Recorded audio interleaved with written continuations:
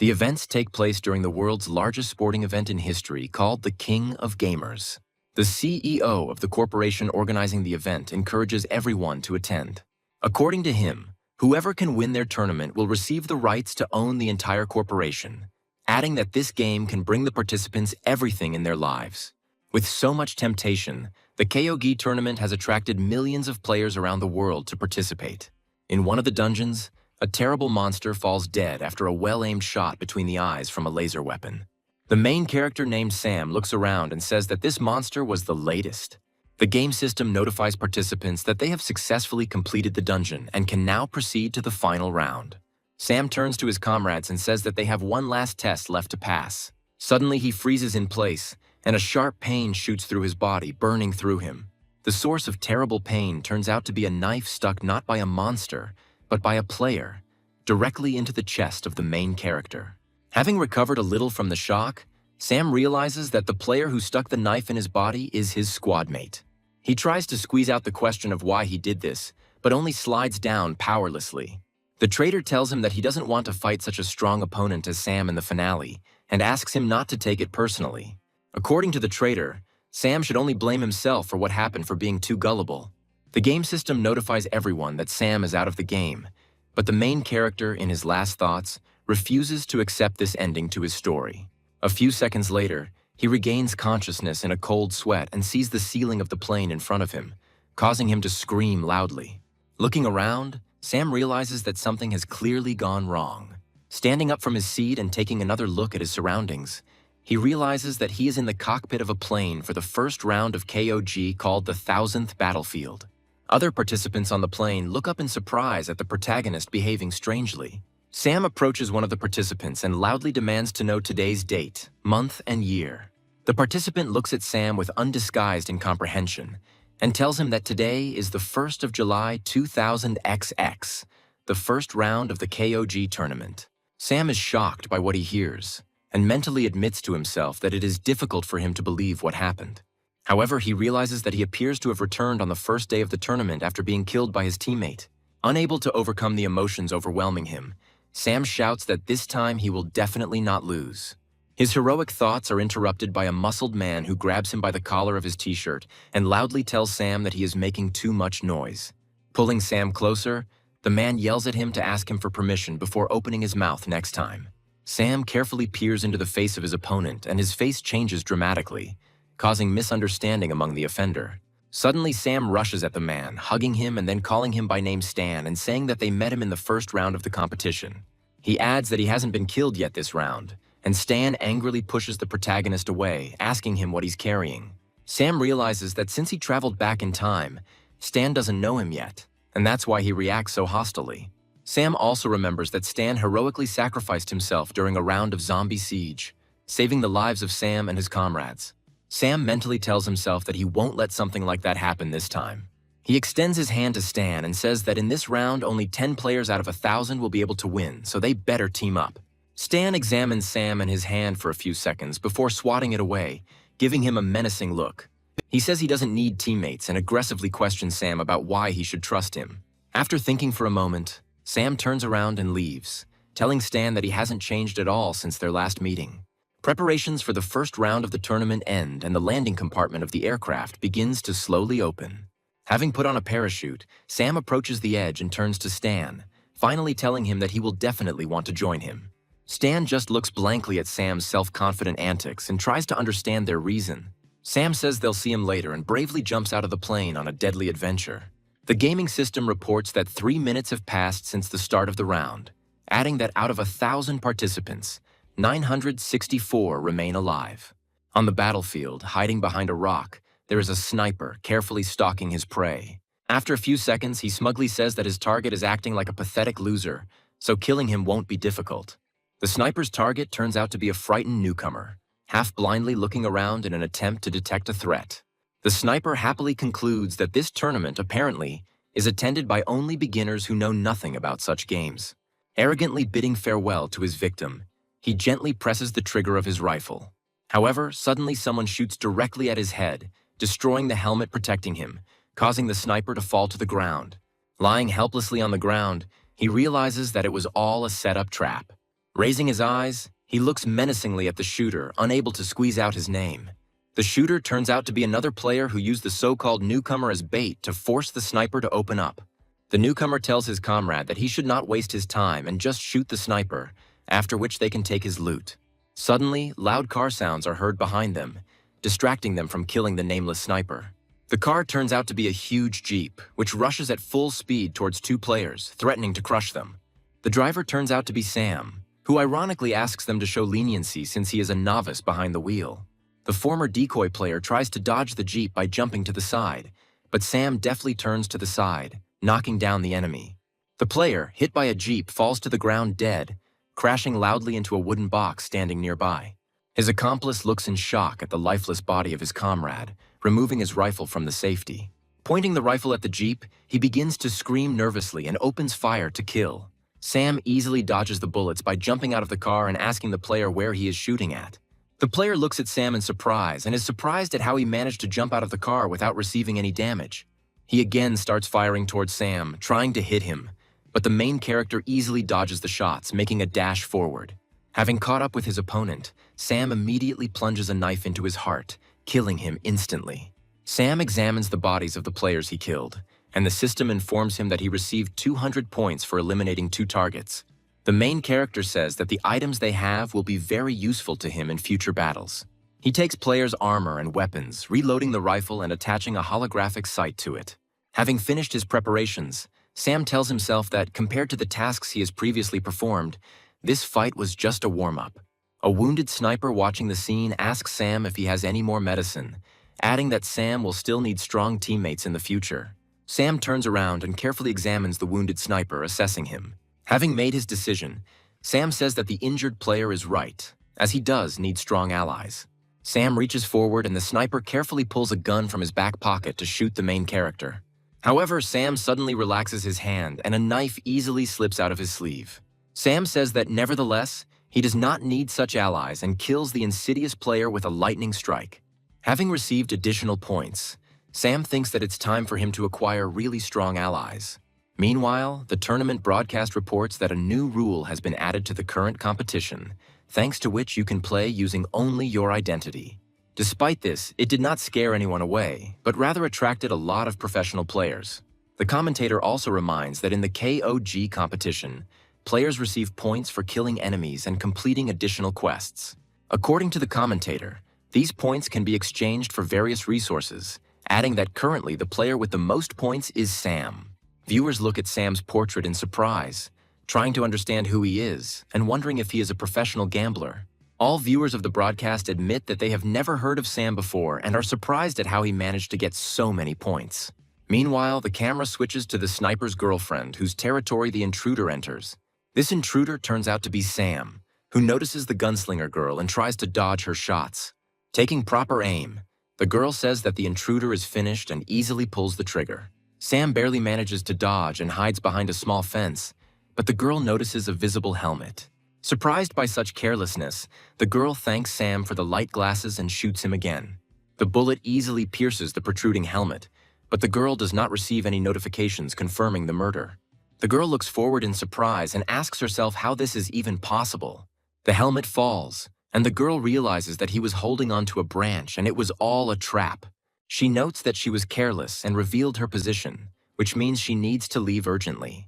However, Sam figures out her location and climbs through the second-floor window with incredible speed. The girl makes a quick shot towards the main character, shouting at Sam to go to the next world. The main character dodges bullets, arrogantly telling the girl that she is moving too slowly. Taking advantage of the fact that the girl has run out of cartridges in the clip, Sam goes behind her and knocks her out with a blow from his palm. The girl loses consciousness and falls, but Sam holds her with his hand, preventing her from falling onto the stone floor. Examining his opponent, Sam also notes that she has not changed a bit and still has problems in close combat. After some time, the girl opens her eyes and sees Sam in front of her, who expresses joy that she has finally woken up. Realizing that she is suspended from the ceiling, the girl asks Sam to let her go immediately.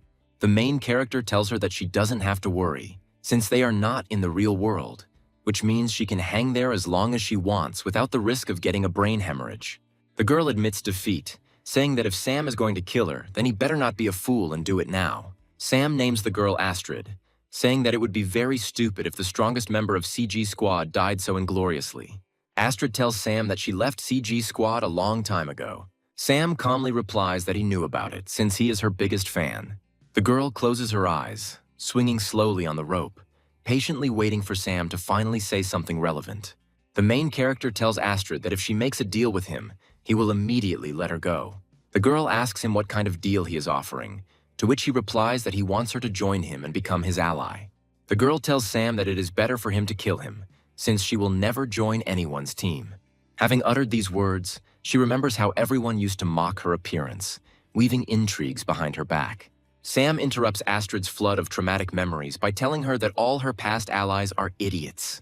He adds that he is the complete opposite of them and has something to oppose them with. According to the main character, he is an incredibly strong player. Astrid asks Sam to stop pretending that he knows everything, adding that all men are the same, and they are not so much interested in her level of skill as in her availability. Sam takes a close look at Astrid's body and notes that it looks amazing from this angle. Astrid swings back and headbutts him hard, angrily asking Sam what he was staring at. Sam squeezes the impact and notes that Astrid remains as hot-tempered as ever. Astrid tells Sam not to pretend that they know each other, and adds that if he wants to kill her, he better do it right now. Sam smiles and says that he will do everything his way, moving closer to the helpless Astrid. He takes out a knife and tells the girl that he will force her to join him in any case. He asks Astrid why she thought he was going to kill her and cuts her clothes a little in the chest area. Astrid begins to scream in fear and disgust and asks the main character what he wants. Sam leans over to her and says that there are probably hundreds of millions of people watching this round right now, and there are probably hundreds of thousands watching. Astrid looks at Sam blankly and asks him what he means. The main character answers the girl that if she does not promise to join his squad, he will show the audience some free services. With these words, he turns towards the camera and asks fans that those who want to look at the special services write 6 6s in the chat. Sam turns to Astrid and says that he will give her a few seconds to think, after which she says that she agrees to join him. Sam then cuts the rope and Astrid begins to fall onto the stone floor. However, Sam catches her without letting her fall, in front of a disappointed crowd demanding more drastic action from him. Sam looks at Astrid with satisfaction and says that she should treat him kindly and good-naturedly. Astrid looks away from the main character and demands to quickly put her on the ground. Sam lets go of Astrid and she falls to the floor with a thud, hitting the floor flat. Having cut the remaining ropes, she gets up and displeasedly tells the main character that she asked to be put on the ground and not to be let go. Sam hands Astrid her rifle, saying that she still lacks flexibility in close combat, noting that she is still a good shot. He comes to the window and says that they should gather more resources and get out of here. Astrid yells at Sam to hold his horses, and he turns his head in surprise to understand what she's talking about. The girl aims a rifle at him, saying that he will trust others too much. She takes aim at him and asks him why he doesn't seem scared at all from being held at gunpoint.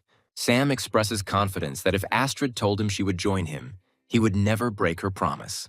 He remembers how he was defeated by her before his rebirth, to which she told him that he was not bad, but still weaker than her. Then he, just like Astrid now, told her that if she wanted to kill him, then she better do it now. However, Astrid then told him that he could join her team and act as a squire. Sam then looked at Astrid with the same disbelief, not understanding what was stopping her from killing him at any moment. However, Astrid told him that if she promised him that she would be on the same team with him, she would never break her promise. With these words, Astrid smiled, forever etched in the memory of the main character, who received hope thanks to her kindness. Meanwhile, in the present, Astrid lowers her weapon and says that Sam is a very strange guy and she can't even imagine what's going on in his head. Sam opens the card and says that there is still a lot she doesn't know about his past and the current situation. According to him, the location in which they are now, the safe zone will continue to narrow, to which Astrid replies that she knows the rules of this round. Sam continues his thoughts, placing a mark on the map and saying that the center of the next safe zone will be right here. Astrid says that this is all just a guess, since the safe zone is generated randomly and he cannot know in advance where the next one will be. However, a new safe zone is generated exactly as Sam predicted, and Astrid wonders how this is even possible. Sam mentally rejoices that he remembered everything correctly, noting that everything is going according to his plan. Astrid asks Sam how he learned such details, suspecting that he is using cheats. Sam says he's never cheated in a game by throwing a knife in the air in his life. Having caught the knife, Sam gets into a heroic pose and says that he is a walking cheat code. Astrid looks down in embarrassment and tries to understand what kind of nonsense her newly minted ally is talking about. However, suddenly Sam quickly approaches her and covers her mouth with his palm so that she does not make unnecessary sounds. As soon as he removes his hand from Astrid's face, she asks him what he is doing, to which he motions for her to listen. Sam looks out the window and says that someone is here, watching a group of players approaching. He tells Astrid that it's time for them to test their teamwork against these opponents. Astrid says that their opponents outnumber them by 2.5 times, so they better not get into trouble, to which he replies that this is just a warm-up. The players look around, and one of them tells the captain that they should be careful, as they may run into an ambush. The captain replies that the place looks deserted, and then orders everyone else to move out in search of resources, adding that no one would dare attack the group of 5. After these words, the captain's head is pierced through by a bullet fired from a building that they considered abandoned. The players panic, and one of them shouts for the others to find cover and take positions. Turning around, he notices Sam flying towards him, who decides to use a knife for this fight. Other players try to shout to warn the player about the danger, but Sam kills his victim with lightning speed. The surviving players shout to each other that it is time for them to kill this show-off and open indiscriminate fire in his direction. Sam easily dodges the shots by running to the nearest stone shelter. Finding himself in a minimally safe place, he asks himself why their reaction is so slow. A second later, a well-aimed headshot instantly kills another player, and they realize that they are facing a group of opponents. Astrid takes an advantageous shooting position and begins to cover Sam with accurate shots, driving the opponents into a corner. One of the players loudly curses his bad luck and tells his ally to keep his head down and wait for him. He realizes that they are in a very unfortunate situation and suggests that they should run away. But suddenly Sam grabs his face. All the player manages to notice is Sam holding a knife to his throat. A split second later, the player's lifeless body falls next to the last survivor, and he completely loses his composure. He decides to take flight and hastily retreats, leaving the bodies of his former teammates behind. Astrid goes downstairs and watches the enemy flee, while Sam asks her if she's going to chase him. Astrid calmly says that he will not be able to escape from her, after which he raises his rifle and takes good aim. She kills the fleeing player with a well-aimed shot, and Sam says that he would not expect anything less from a professional player with such a level of shooting skill. Astrid forgives Sam not to flatter her, since she was able to show such a result only thanks to Sam, who diverted attention to himself. She also adds that this time their opponents were weaker than ever. Sam is lost in thought as he counts the number of players he has killed with his knife. Astrid questions him about why he only kills with melee weapons, adding that with his skills he could easily get a firearm. Sam replies that there are several reasons for this, clarifying that killing with a bladed weapon is worth twice as many points. At this second, a system notification is displayed in front of the heroes, which states that Sam receives an achievement for successively killing 10 targets with melee weapons, for which he is awarded a unique title and a mystical treasure chest. Astrid studies the text of the notification in disbelief, while Sam makes a theatrical gesture and introduces himself, saying his name. He tells her that KOG has a large number of hidden achievements that reward the player for completing. Astrid is surprised that Sam knows such hidden facts about this tournament and asks him who he is. Sam tells Astrid that he will tell her everything about himself a little later and opens the treasure chest. He looks carefully at the contents of the chest, not believing his eyes. Astrid, meanwhile, becomes incredibly interested in the reward and asks Sam what he got from the chest. Sam replies that inside the chest is an incredibly powerful and rare weapon. Astrid believes that it is a weapon and begins to express interested assumptions. Sam replies that there is something truly incredible in the chest and takes out a folding spear from there. Raising it above himself, he opens the spear, deciding to try it in action. He begins to swing it from side to side, telling Astrid that this is a very unusual and unique spear. Astrid correctly guesses that this spear can be saved and used in the future even after the end of the current round. Astrid says that this will only be fair if Sam can survive until the next round. She adds that in this round everyone has a firearm, which means fighting with a spear is pure suicide. Sam replies that this is not an ordinary spear, but a gift from the system, which means it cannot be some kind of trinket. According to him, this spear is named Ninetails, and based on the name, it has 9 forms. With that, he opens the spear's built-in interface and begins browsing through all the available forms. Sam decides to spend 500 points to unlock a new spear form that turns it into a bow. After purchasing a bow upgrade, Sam watches as his spear transforms into a composite bow. Sam says that one of the bow form's abilities is to automatically create arrows, which can be a big help when resources are limited. The main character pulls the bowstring and decides to test the killing power on a nearby stone. According to him, in this round, the most important thing is not the number of kills, but survival. And with this, the bow can help a lot, since it makes almost no sound when firing. Astrid watches the bow's arrows easily destroy a huge rock and admits that she is very impressed. Sam mentally notes that in his past life, the player who completed this quest did not receive the Nine Tails. Astrid says that she also wants to get such a weapon for herself and asks the main character how she can get one of these awards. Sam replies that if such rewards were too easy to obtain, then everyone would have them. Meanwhile, the system notifies all players that there is now an event called a fox hunt in effect in the round, the essence of which is that Sam's location will be marked to everyone, and whoever eliminates him will receive 1,000 points as a reward. The description also says that if Sam remains alive for 24 hours, then the reward for victory will go to him. Astrid carefully reads the description of the notice and says with surprise that now a real hunt has opened for Sam. The heroes open the map, and Sam's location is immediately shown on the map as a huge icon.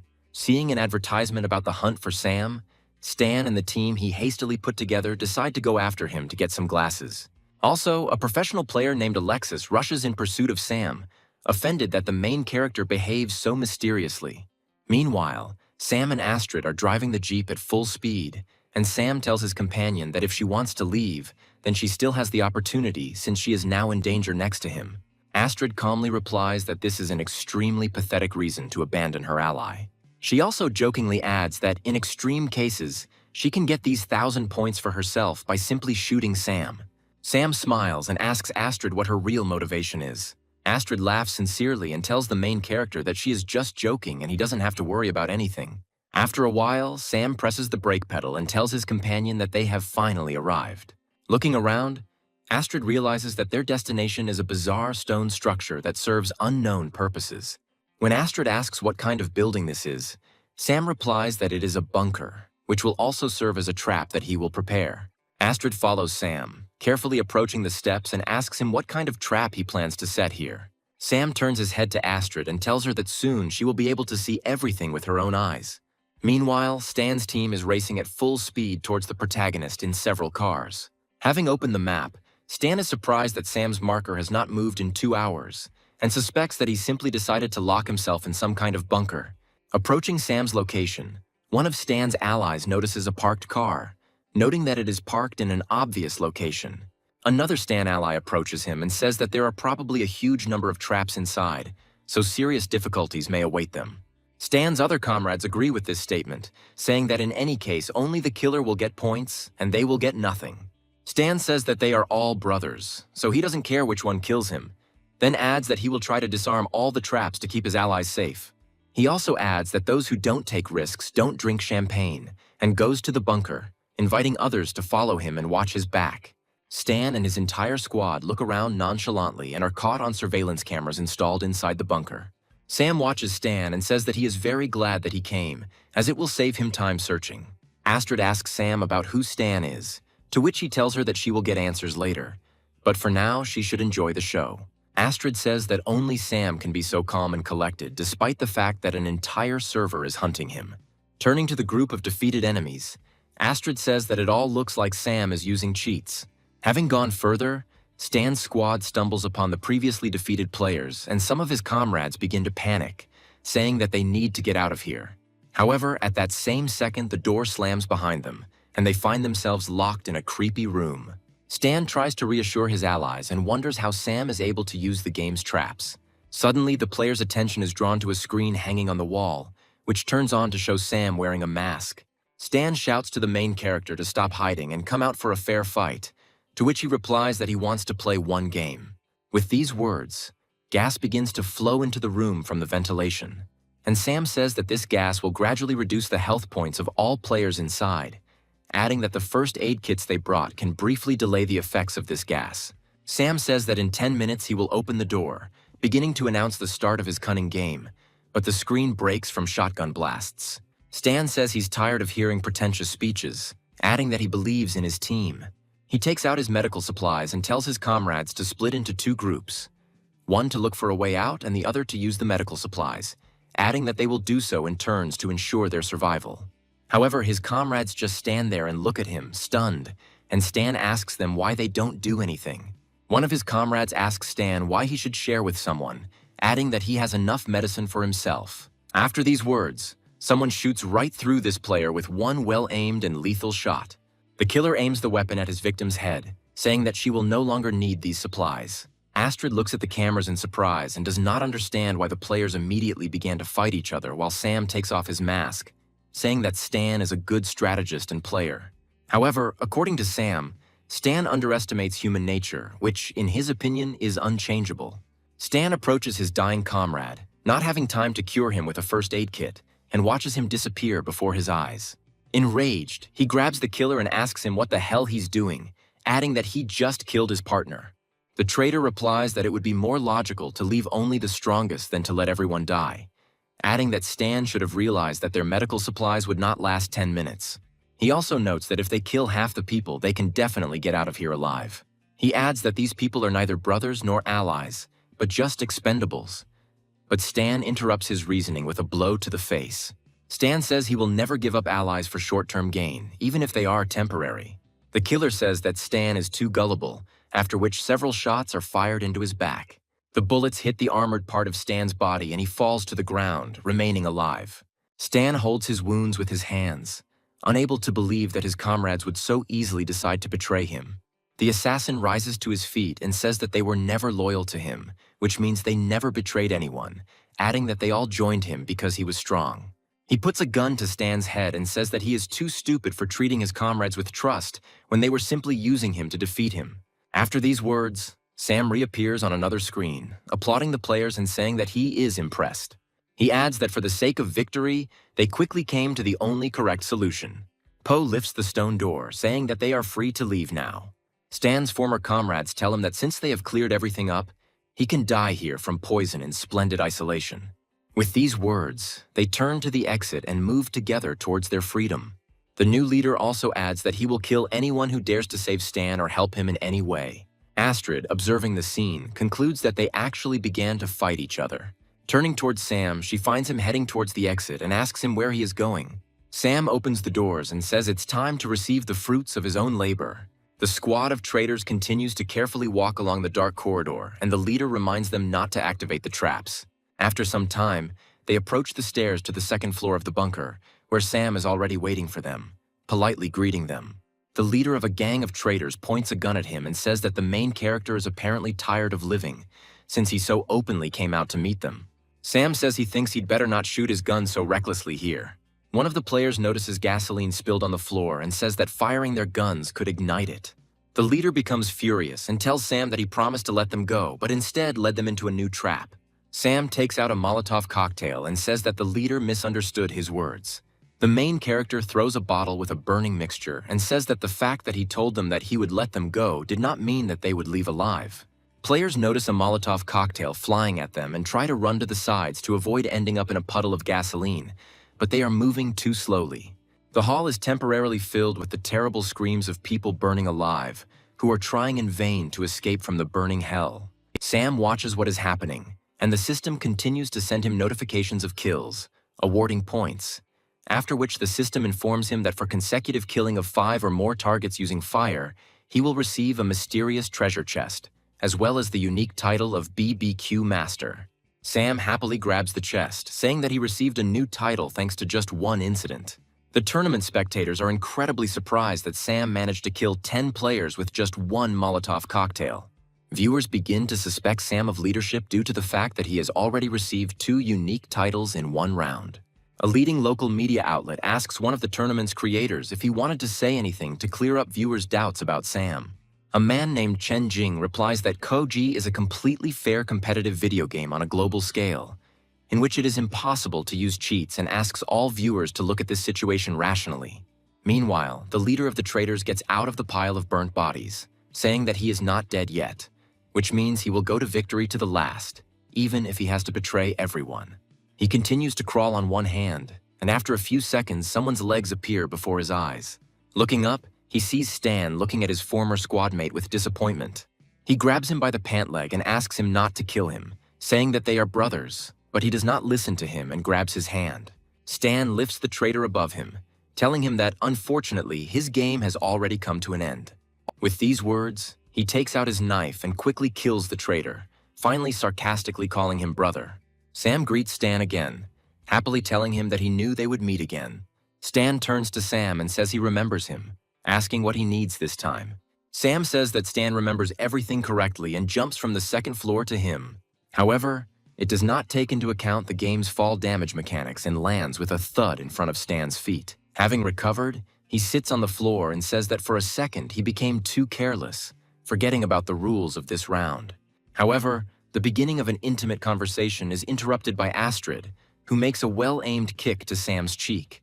She begins to beat him, saying that Sam could have left a couple of opponents for her because she also needs points, while Stan is surprised that he was able to lose to these guys. Sam tells Stan that they defeated themselves, and he made a minimum effort for this. Stan doesn't understand what he means and freezes in surprise. Sam replies that in fact the gas that was sprayed into the room was extremely low in concentration and would not have killed them even if they had not used medication. He adds that if his comrades had been faithful to him to the end and taken advantage of his plan, then everyone would have survived. Stan laughs heartily, surprised that he didn't realize this sooner, adding that everyone here plays solely to win. He adds that Sam defeated him, so he has every right to kill him. Sam replies that the Stan he knew would never give up and accept such a fate. Stan again asks the main character not to pretend that they know each other, because they don't. Sam tells the story of a mysterious player called the Raging Tiger who fought like a meteor, adding that Stan knows more about him than anyone else. Stan squeezes his hand and says he didn't expect anyone else to remember the rampaging tiger ghost. Astrid approaches Sam and whispers to him that this is the player who killed the top 7 players at the national competition and then disappeared without a trace. Sam takes out his spear and says that it would be stupid for someone like Stan to die here and invites him to fight, adding that if Sam defeats him, then he will join his team. Stan agrees and tells the main character not to beg him for mercy later. Astrid stops Sam, telling him that if they really are the ghost of a raging tiger, then they will never defeat it. Sam agrees with Astrid but asks her what else he can do besides the fight. Without waiting for an answer, he rushes into battle with the words that if he doesn't try, then nothing will definitely work out. Stan's memories take him back 10 years to a time when virtual reality was just beginning, to the finals of a national competition. The commentator announces that on the red side of the ring is the great champion nicknamed the Holy Fire Sword, Quan. Quan's opponent, according to the commentator, is a newcomer to this kind of competition, nicknamed the Ghost of a Raging Tiger. Quan tells himself that he has never heard his name, adding that it will be incredibly easy to win. Having carried out all the preparatory activities, the final of the tournament begins, and a signal about the start of the fight is displayed in the ring. Quan rushes into battle, but after just 19 seconds of the first round, he loses miserably to the underdog. Not believing what is happening, Quan jumps up from his seat and screams at his monitor in rage. The host shouts out with theatrical grace that Quan was defeated in just 19 seconds by their new champion. With that, he points to young Stan and says that the current champion is the ghost of the Raging Tiger. The crowd begins to cheerfully chant Stan's nickname, and he raises his hand in the air, basking in the glory of the winner. Returning to the present, he squeezes his hand and mentally asks himself if he can achieve the same glory again. Meanwhile, Sam yells at him not to be distracted and rushes at him with his spear. Stan comes to his senses in time and takes out his machete, knocking down the protagonist's attack. Sam says that Stan is still as strong as he was back then, to which he replies that he turned out to be no weakling either. The heroes continue to strike each other with swift blows, but none of them achieves the goal. Sam replies that if it weren't for all his training, he wouldn't have been able to last this long, especially against such a strong opponent.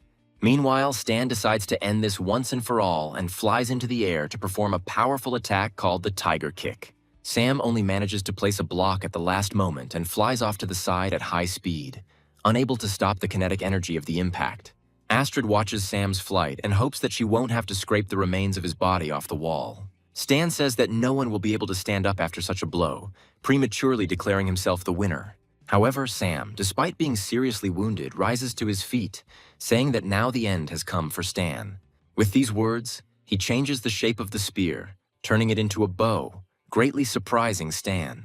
Sam jumps into the air, taking good aim at Stan and saying that at this distance he won't be able to dodge. A split second later, Sam fires a shot that flies through Stan at incredible speed and crashes into the wall. Stan comes to his senses and realizes that the arrow only grazed his face without hitting anything else. Sam states that it was a little unfair of him to shoot the bow since it was completely unexpected, adding that he will consider it a draw and expressing hope that Stan will join his squad after all. Stan stops in his tracks and looks at Sam again, considering his offer. After thinking a little, he shakes Sam's hand and says that he will gladly accept his invitation. The heroes hug in a friendly manner, and Sam joyfully calls Stan brother, to which Stan calls him Baby Sam. Astrid, watching this scene, says that it's time for them to call it a day. Stan takes Sam aside and asks him who this charming lady is. Astrid is about to introduce herself, but Stan doesn't let her say anything, asking the main character if she is his girlfriend. Astrid annoyedly replies that they are nothing more than allies, and Sam explains that she is their sniper. Stan thoughtfully asks Sam if she is a female player, to which she immediately points a gun at him and asks if he has anything against it. Stan quickly replies that he didn't think anything of it, saying that the girls are definitely good at playing, and then asks her to put down her weapon. However, this skirmish is interrupted by a shot hitting near Stan's leg, and the heroes turn back to see the shooter. It turns out that they were overtaken by fighters from Alexis's squad, who came to receive a reward for Sam's head. 3 people enter the bunker, saying that the glasses will belong to them. Astrid accuses Sam of being careless, saying that they should have left quietly and not had ceremonial fights. Sam replies that Astrid doesn't have to worry because he has a plan for just such a situation. Stan turns to Sam and says that he is incredibly interested in what kind of plan he came up with. The main character replies that his plan is extremely simple and consists of quickly fleeing the battlefield, after which he leaves with incredible speed. Astrid and Stan follow his example, saying that he could not have delayed his announcement, while the hunters make their way further into the bunker in search of their prey. Not far from the bunker, Alexis observes what is happening through binoculars, saying that things are taking an increasingly interesting turn. Alexis's assistant says that if they don't do anything, someone else will definitely catch Sam. Alexis responds that he very much doubts his subordinate's ability to kill Sam. He adds that several groups of players have already entered this bunker, and no one has returned, which suggests that many traps awaited them inside. From Alexis's point of view, Sam will inevitably have to go outside, since the safe zone is constantly changing. Alexis's assistant says that he is a truly professional player, since he knows about such subtleties. Alexis ends her reasoning by saying that even if they don't catch Sam, they will definitely meet him on the real hunt. Meanwhile, the hunters are wandering around the bunker looking for the fugitives, saying that they could be anywhere. Suddenly, the lights in the room turn off and the hunters tell each other to be on their guard, as there are many traps here. The reason for the blackout turns out to be Sam, who says that it's time for them to go on the offensive. Stan and Astrid say that turning off the lights can't help them much since they also can't see their opponents. Sam, who has acquired night vision goggles, approaches Astrid to examine her and says that he sees everything perfectly. Not appreciating Sam's methods for communicating with the opposite sex, Astrid hits him hard on the cheek, causing him to fly several meters back. She puts on her night vision goggles and adds that just because Sam has them doesn't mean he can stare at her. Stan says that he has never found anything like this and asks the main character where he got 3 pairs of such glasses. Sam replies that he was just very lucky, mentally believing that they should stay in the bunker for a while. Astrid says Sam keeps so many secrets that she wouldn't be surprised if one day he pulls a gun out of his pockets. Stan tells the main character that they are in the same boat and asks him what they plan to do with those who have come for their heads. Sam says now is the time to kill and takes out his weapon, selecting the bow shape on it. 2 hunters wander in the dark, and one of them says that they have a lot of worries, to which her ally replies that she should not bother herself with such thoughts. However, he then tells his ally that she can just give him her number so they can have fun later in the real world. No one answers the unlucky hunter, and he looks around, trying to figure out where his companion has gone. Taking a closer look, he notices that the huntress was killed by an arrow hit in the temple and lies on the stone floor. The hunter leans over her body angrily and says that she could have left her number before she died. A split second later, Sam approaches the hunter and impales him with his spear, killing him with 1 blow. Pulling out his spear, Sam looks around in search of other opponents. After getting 100 points for a melee kill, Sam says that even if it's just a game, it's impossible to win if you don't take it seriously. After searching the hunters, the main character is surprised that despite the fact that they are a newly formed team, Their weapons are quite primitive. Carried away by the process, he does not notice how other hunters are approaching him and pinning him down with heavy fire. A few seconds later, one of the players is killed by a well-aimed shot to the forehead from an unknown location. Realizing that they are being targeted by a sniper, the hunters run to the nearest shelter, and Astrid says that her hour of glory has finally come. All hunters hide behind wooden pallets, giving the main character a chance to recover and go on the attack. Sam decides to take advantage of the pause and decides to go on the offensive, telling Astrid to be careful. The hunters peek out from cover, saying that it has become too quiet and deciding to quietly sneak away. However, a second later, Sam jumps onto the wooden pallet, asking them if they are looking for him. The hunters try to escape, but he grabs them by the necks and begins to choke them until they die. Sam again receives increased points and is happy that additional rewards are given for killing with melee weapons.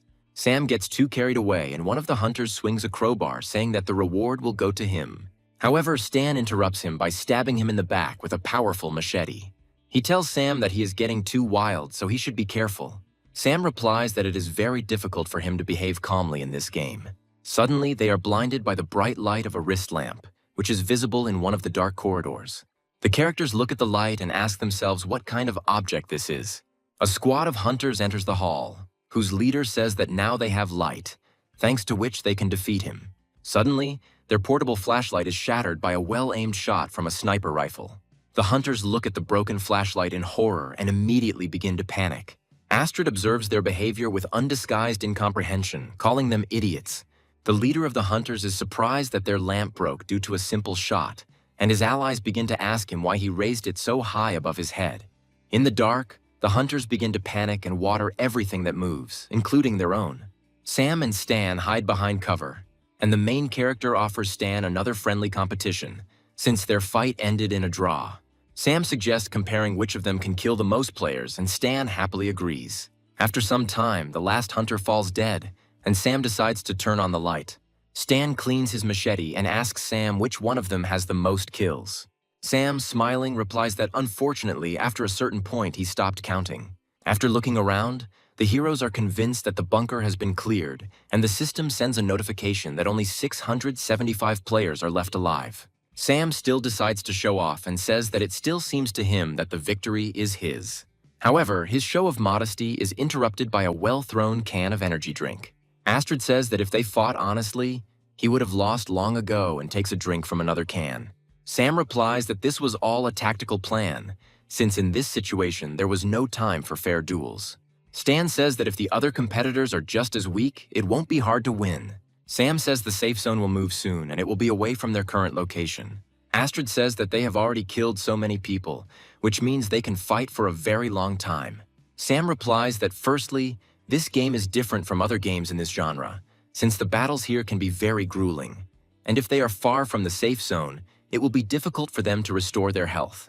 He also says that players who are outside the safe zone will face something worse than gas, and if they remain outside this zone, they will certainly be in trouble. Astrid looks at the main character in surprise and asks him what could be worse than gas. Sam turns his head towards Astrid and tells her that in this round they will be threatened by radiation. Stan asks Sam what the difference is between radiation and poisonous gas. Sam explains that radiation can dramatically reduce the health of players, and only special medications can restore it. But this is not all the properties of radiation. Astrid says that in this case, they shouldn't stay here and get out of here. The girl is about to leave, but Sam grabs her hand and asks her to take her time. Astrid turns to the main character and asks him what he needs. Sam calls up the game map and says that although they know what traps there are, no one can guarantee that other players are not waiting for them right near the exit. Astrid says that in any case, they shouldn't just sit here and wait to die. Sam answers her, telling her not to worry as he has a plan for this case. Meanwhile, the sun sets and a starry night falls on the game map. Alexis's assistant tells his boss that the place will soon be outside the safe zone, asking him if he's sure they're still there. Alexis replies that the fox is still inside, adding that they cannot leave as the reward should belong to them. Turning around, he says that the safe zone is narrowing, which means they don't have to wait long. Alexis's henchmen begin to take damage from the danger zone, to which he tells them not to worry as they have the necessary medical supplies.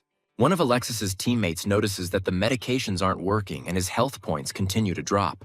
Alexis looks at the pills, saying that as he thought, this is not the usual effect of poisoning, but something much more serious. One of the henchmen says that he joined their team not in order to die, but in order to win.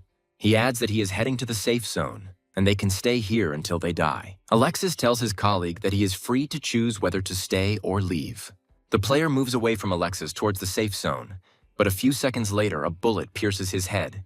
Alexis says that everyone who is not on his team is considered his enemy, adding that the killed player should not be offended by this. Alexis's assistant mentally says that his boss is too cruel and cold-blooded. Alexis turns to her allies and says that anyone who wants the same fate can leave at any time. The allies pledge their allegiance to Alexis, saying that they will always remain by his side. Suddenly, the hunter's attention is attracted by the silhouettes of people emerging from the bunker. An observer with a sniper rifle suddenly recoils from his scope when he sees something frightening. A whole crowd of zombies emerge from the bunker, created by radiation from the corpses of defeated players. The zombies begin to walk towards Alexis's hunters, climbing up the hill.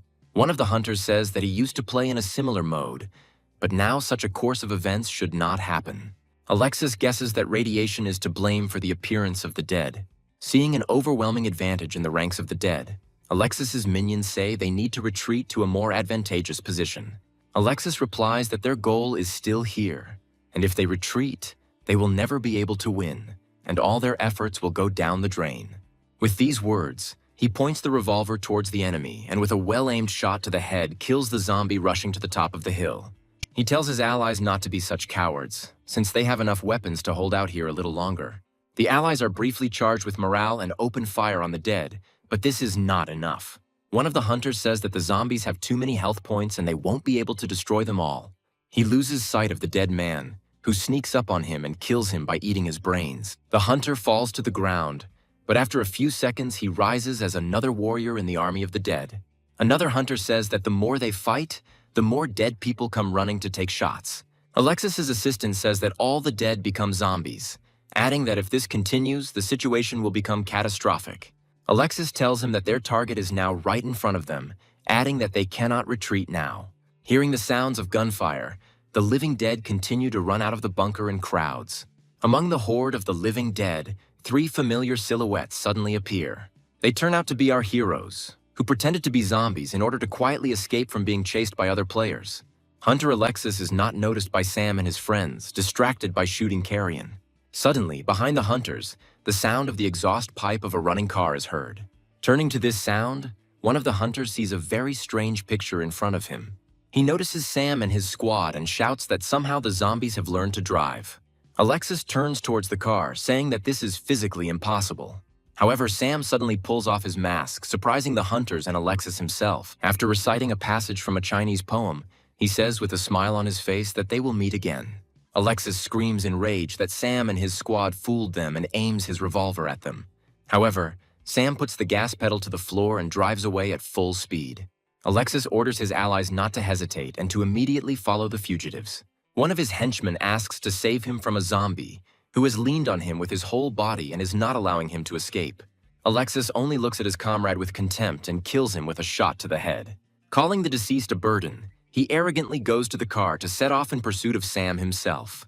Meanwhile, Sam and his friends are cutting through the dust on a country road at night. Astrid says that Sam's plan now makes her incredibly stinky, adding that she doesn't understand why everything in this game is so realistic. Sam replies that they had no other choice, since otherwise they themselves would become targets for zombies. Stan notices the chase and says that these hunters don't seem to want to give up.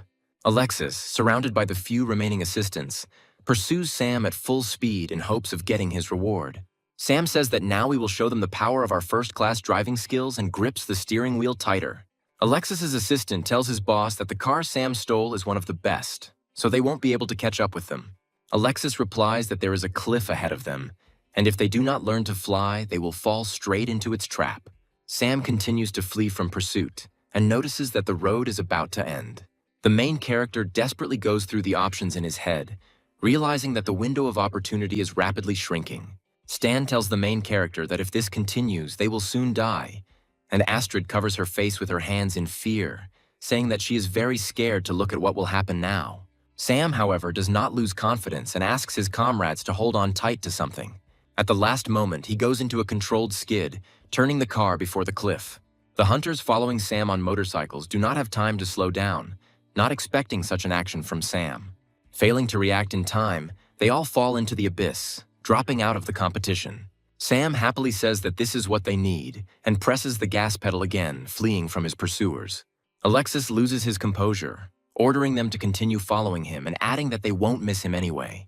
The assistant tells him that they have already lost a lot of people, adding that even if they receive this reward, the ends will not justify the means. Alexis puts a gun to the assistant's head and asks him how he dares to contradict him, adding that he no longer cares about the reward and is only interested in Sam's death. Another hunter, Alexis, shouts to the allies that they heard the boss, adding that they must kill Sam at any cost. Stan says that apparently the hunters no longer care about the reward. They will start shooting at them with everything they have, to which Sam replies that this can help them, since Alexis cannot think straight. Alexis loads her rifle and says that they are at the right shooting range. He tells Sam that he is about to see the power of real professional players. Taking proper aim, Alexis fires a shot towards Sam's car. The bullet hits the car's tire, and the main character only miraculously retains control in his hands. He notes that the hunters decided to go on a decisive offensive. The hunters notice that the car with the main character stops and assume that they managed to shoot out a tire. They start racing towards the stopped car, overcome by a thirst for easy money. Suddenly, two of them receive several bullet wounds and immediately fall off their motorcycles. Their comrade, who treacherously shot them in the back, tells them to hold their horses. He adds that when he receives the award, he will no longer have to be under anyone's control. Having approached the car closer, he notices that there is no one in it, and only at the last moment notices the glare of the optical sight. Astrid wastes no time getting into a good shooting position, stabilizing her rifle with the help of the car doors. She fires a quick shot, killing the off-guard hunter, causing him to fall off his motorcycle. The motorcycle, left without a driver, continues to approach Sam at high speed, who calmly stands in its path. A satisfied smile appears on his face, and he says that it's time to show who the real professional is here. With these words, he sticks his spear into the ground and jumps into the air in front of a moving motorcycle. Landing on the vehicle with ease, he grabs the steering wheel and spins 180 degrees. Having completed the maneuver, he heads towards Alexis's hunters, shouting to them to accept his challenge. The hunters shout back at him that he thinks too much of himself and open fire to kill with small-caliber weapons. Sam skillfully controls the motorcycle, expertly dodging bullets that whistle near his head. Hunters waste their clips by complaining about the inconvenience of reloading with one hand. Having approached the opponents at a sufficient distance, Sam decides to carry out a complex maneuver in order to destroy several opponents with one blow. With one swing, he throws two opponents off their bikes, reducing their health points to 0. For each defeated enemy, the main character is awarded 100 points, since he still wields melee weapons. Another group of hunters gets closer and draws their weapons to open fire. However, Sam manages to get close enough to them so that they are within the range of his spear. Having burst into the crowd of opponents, he continues to crush them, swinging his spear. Alexis gets out of the car and says that it looks like he's playing Sam's game, adding that this location could also be part of his plan. Alexis's assistant tells him that the border of the safe zone will soon reach here. Alexis looks at the pills he has stored and says that if it really is radiation, then the drugs should help him. The assistant asks Alexis if he will share it with him since these pills are so effective. Alexis only arrogantly replies to the assistant that he is an unnecessary pawn and can only count on help if he kills Sam. Meanwhile, one of the hunters driving a car asks his driver to drive more carefully so that it would be more convenient for him to shoot. However, having received no answer, he decides to turn around to understand what is happening. He sees that someone has killed his driver and their car is racing at random. The shooter tries to take control but does not have time and crashes into a tree, exploding along with the car. The driver's killer turns out to be Astrid, who continues to fire accurately at approaching enemies. Taking a break to reload her rifle, she says she can't give all the points to Sam. Stan, sitting next to Astrid, says that Sam was able to turn even a simple shooter into a real action game. He says that unfortunately his weapon has a very low range, and because of this, he cannot kill other players as effectively. Sam, meanwhile, continues to smash enemies with his spear, receiving double points for each kill. Having made his way through a whole crowd of hunters, he moves on, deciding that it's time to take on Alexis himself. Alexis stands next to the car and finds Sam running full speed towards him. They both see each other, and at the same time say that it's time to end this. Alexis reloads her assault rifle and stands at the ready, taking good aim. He unloads the clip towards the main character, saying that he cannot lose to such a weakling as Sam. Sam dodges Alexis's shots, keeping his head lower. However, one bullet still hits him directly in the shoulder, taking away about 20% of his health points. However, he manages to close the distance and lowers his spear again. Sam thrusts his spear into the ground, creating a smokescreen and thereby slowing down his speed before jumping. Grabbing it with both hands, he jumps off the motorcycle, trying to soften his fall. The motorcycle rushes at full speed towards the car standing next to Alexis. Alexis manages to jump to the side in time, performing a somersault. A motorcycle crashes into a car and explodes, taking the car with it, illuminating the location with a bright flash. Alexis gets to her feet and asks what these stupid tricks are. He raises his rifle but is immediately hit by an energy arrow from Sam's composite bow. The arrow hits Alexis's hand, causing his rifle to roll several meters to the side. Alexis looks at the huge hole left by Sam's shot and curses angrily. Looking up, he sees Sam standing in front of him, holding him at gunpoint. Taking aim, he says that he seems to have missed someone, turning his gaze to Alexis's assistant. The rifle that Alexis owned not so long ago ends up at the feet of that same assistant. The assistant looks at the rifle with a gloomy look, immersed in thoughts about what is happening. Alexis yells at his assistant, calling him by his name Todd for the first time, and demands that he hand over the weapon to him as quickly as possible. Todd reluctantly reaches for his assault rifle, looking at Alexis with contempt. Meanwhile, Astrid and Stan arrive at the scene, cheerfully reporting that they are all right. Sam decides it's time to end this tedious chase and draws his bow again. Alexis turns to his assistant in a rage and angrily asks him what the hell is taking him so long. Todd looks at Alexis with contempt and yells at him, telling him to shut up. Alexis looks at Todd in shock, asking him how dare he talk to him like that. However, instead of answering, Todd pulls the trigger, releasing the entire clip into Alexis's body. The damage proves fatal to Alexis, and he falls helplessly to the ground. Lying on the ground, he barely points at Todd, calling him a pathetic traitor. Astrid gets off the motorcycle and asks the others why Todd doesn't run away. Sam turns his gun on Todd and takes aim. However, Todd decides not to resist and hastily throws the rifle to the ground. He raises his hands up and says he surrenders, asking Sam and his comrades to take him into their squad. Sam strings his bow and asks Todd why he suddenly wanted to join them. He adds that one of his allies is a great shot, and the other is extremely strong, and asks Todd what he can offer them. Todd calmly replies that he is a very smart person because he always knows who to join. He glances at Alexis's body and says that he immediately knows who is strong and who is weak. Sam says that these are very good qualities, and he takes him to his team. Stan approaches Sam and asks him if he really wants to take Todd into his squad, expressing doubts about his loyalty. Sam tells Stan not to worry, as he knows exactly what he's doing. Remembering full well that it was Todd who killed him in his previous life, he tells him that if he betrays him, his death will be slow and painful. Morning comes, and the system informs everyone that there are only 284 players left alive on this server. Sam and his squad greet this morning by cooking fried rodents over a fire in order to somehow replenish their health points. Sam brings the fried loot closer and says that he hasn't eaten anything in a while, noting that the breakfast smells great. Stan bites into his portion and says that he can't call it bad, but the food here still has a strange aftertaste. Astrid says they can eat to their heart's content since they won't gain weight in the real world. Sam listens to the conversations of his companions and mentally tells himself that they are thinking about the wrong things. Todd politely asks Sam if he can share his portion of food with him. Sam replies that unfortunately they only caught 3 rabbits, adding that he will look for something for him. Todd happily thanks Sam, smiling sincerely at him. The main character hands a can of supplies to Todd, saying that this is all they have left. Todd accepts the can with sadness in his eyes and asks him if they have anything other than canned food. Sam replies that it is a very nutritious and long-lasting food, adding that he will probably like it. Todd, realizing that he doesn't have much options left, reluctantly opens the tin can. Suspecting nothing, he dumps the entire contents of the canned food into his mouth. Suddenly, the contents of the jar begin to burn Todd's tongue and throat incredibly badly. Sam gloatingly concludes that unfortunately he took the wrong can of canned food. By pure chance, he handed him a jar of canned chili. Stan asks Sam why he is being so cruel, but Astrid, on the contrary, seems to find it somehow funny. Todd mentally curses Sam for such rude behavior and does not understand what he did to deserve such treatment. Sam approaches Todd and asks him if anything is bothering him at the moment. Todd quickly changes his face and calmly asks the protagonist what he means. Sam says Todd's assault rifle is pretty well modified and asks him to borrow his weapon. Todd says that in this case he no longer has any weapons. Sam menacingly asks Todd if he wants to end up like his friends.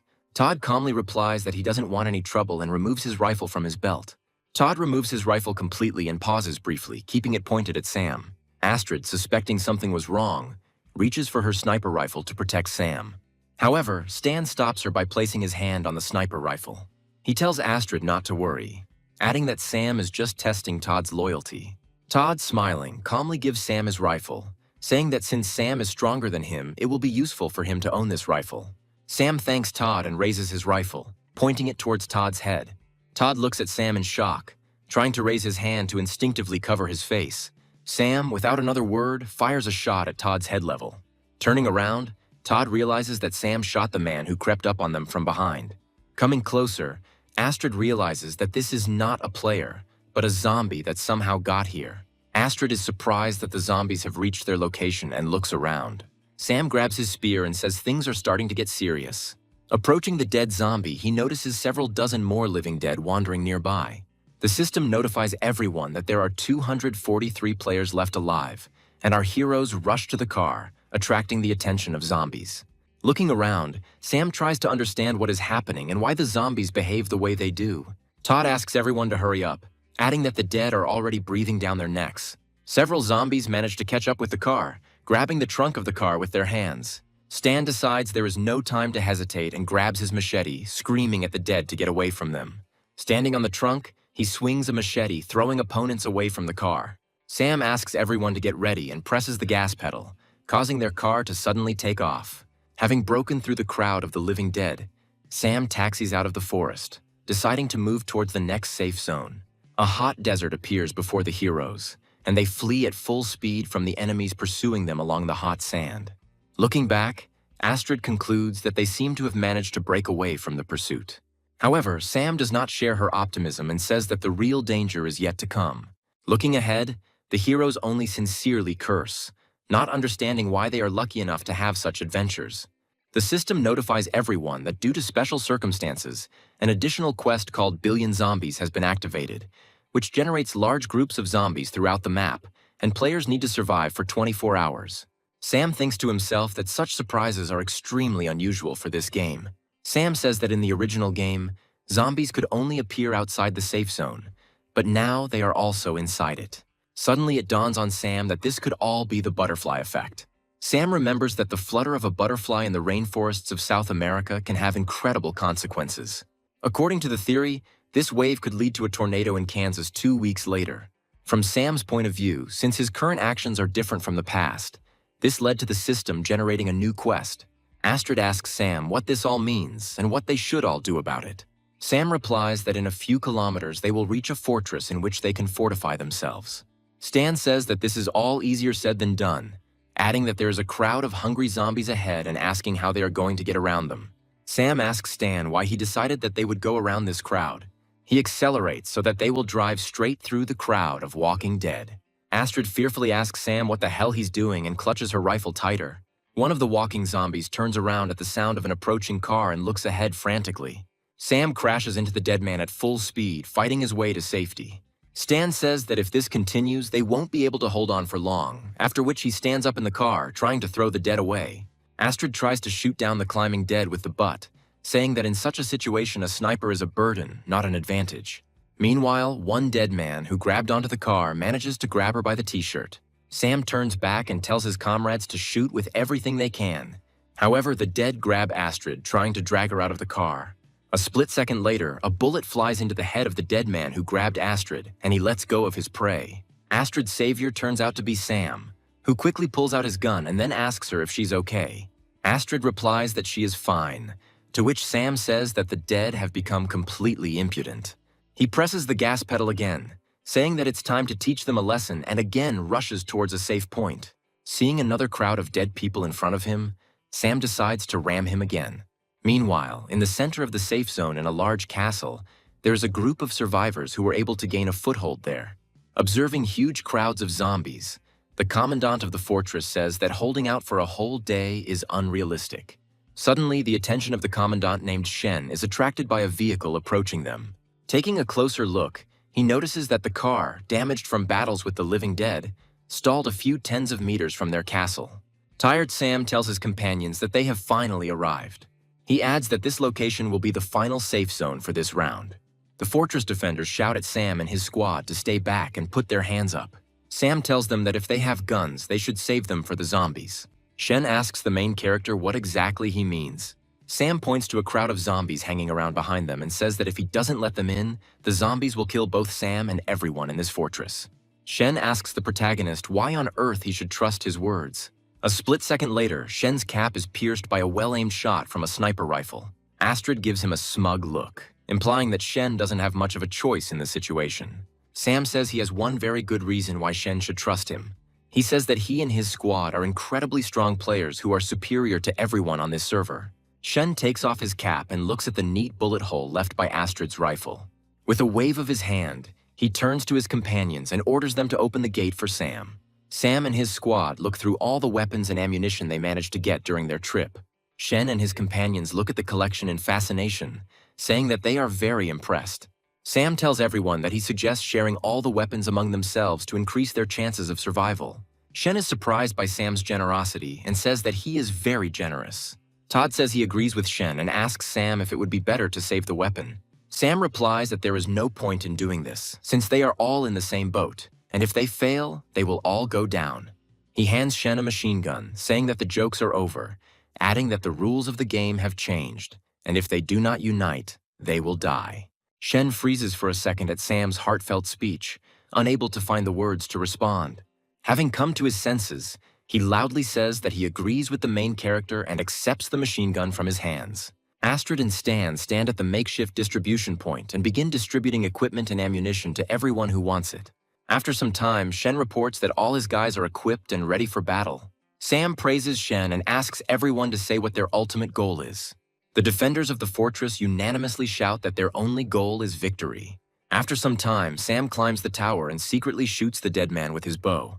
Sam notes that the reward for killing a zombie is negligible, amounting to only 10 points. Meanwhile, Todd comes up to him and asks him if he wanted to see him, calling Sam the boss.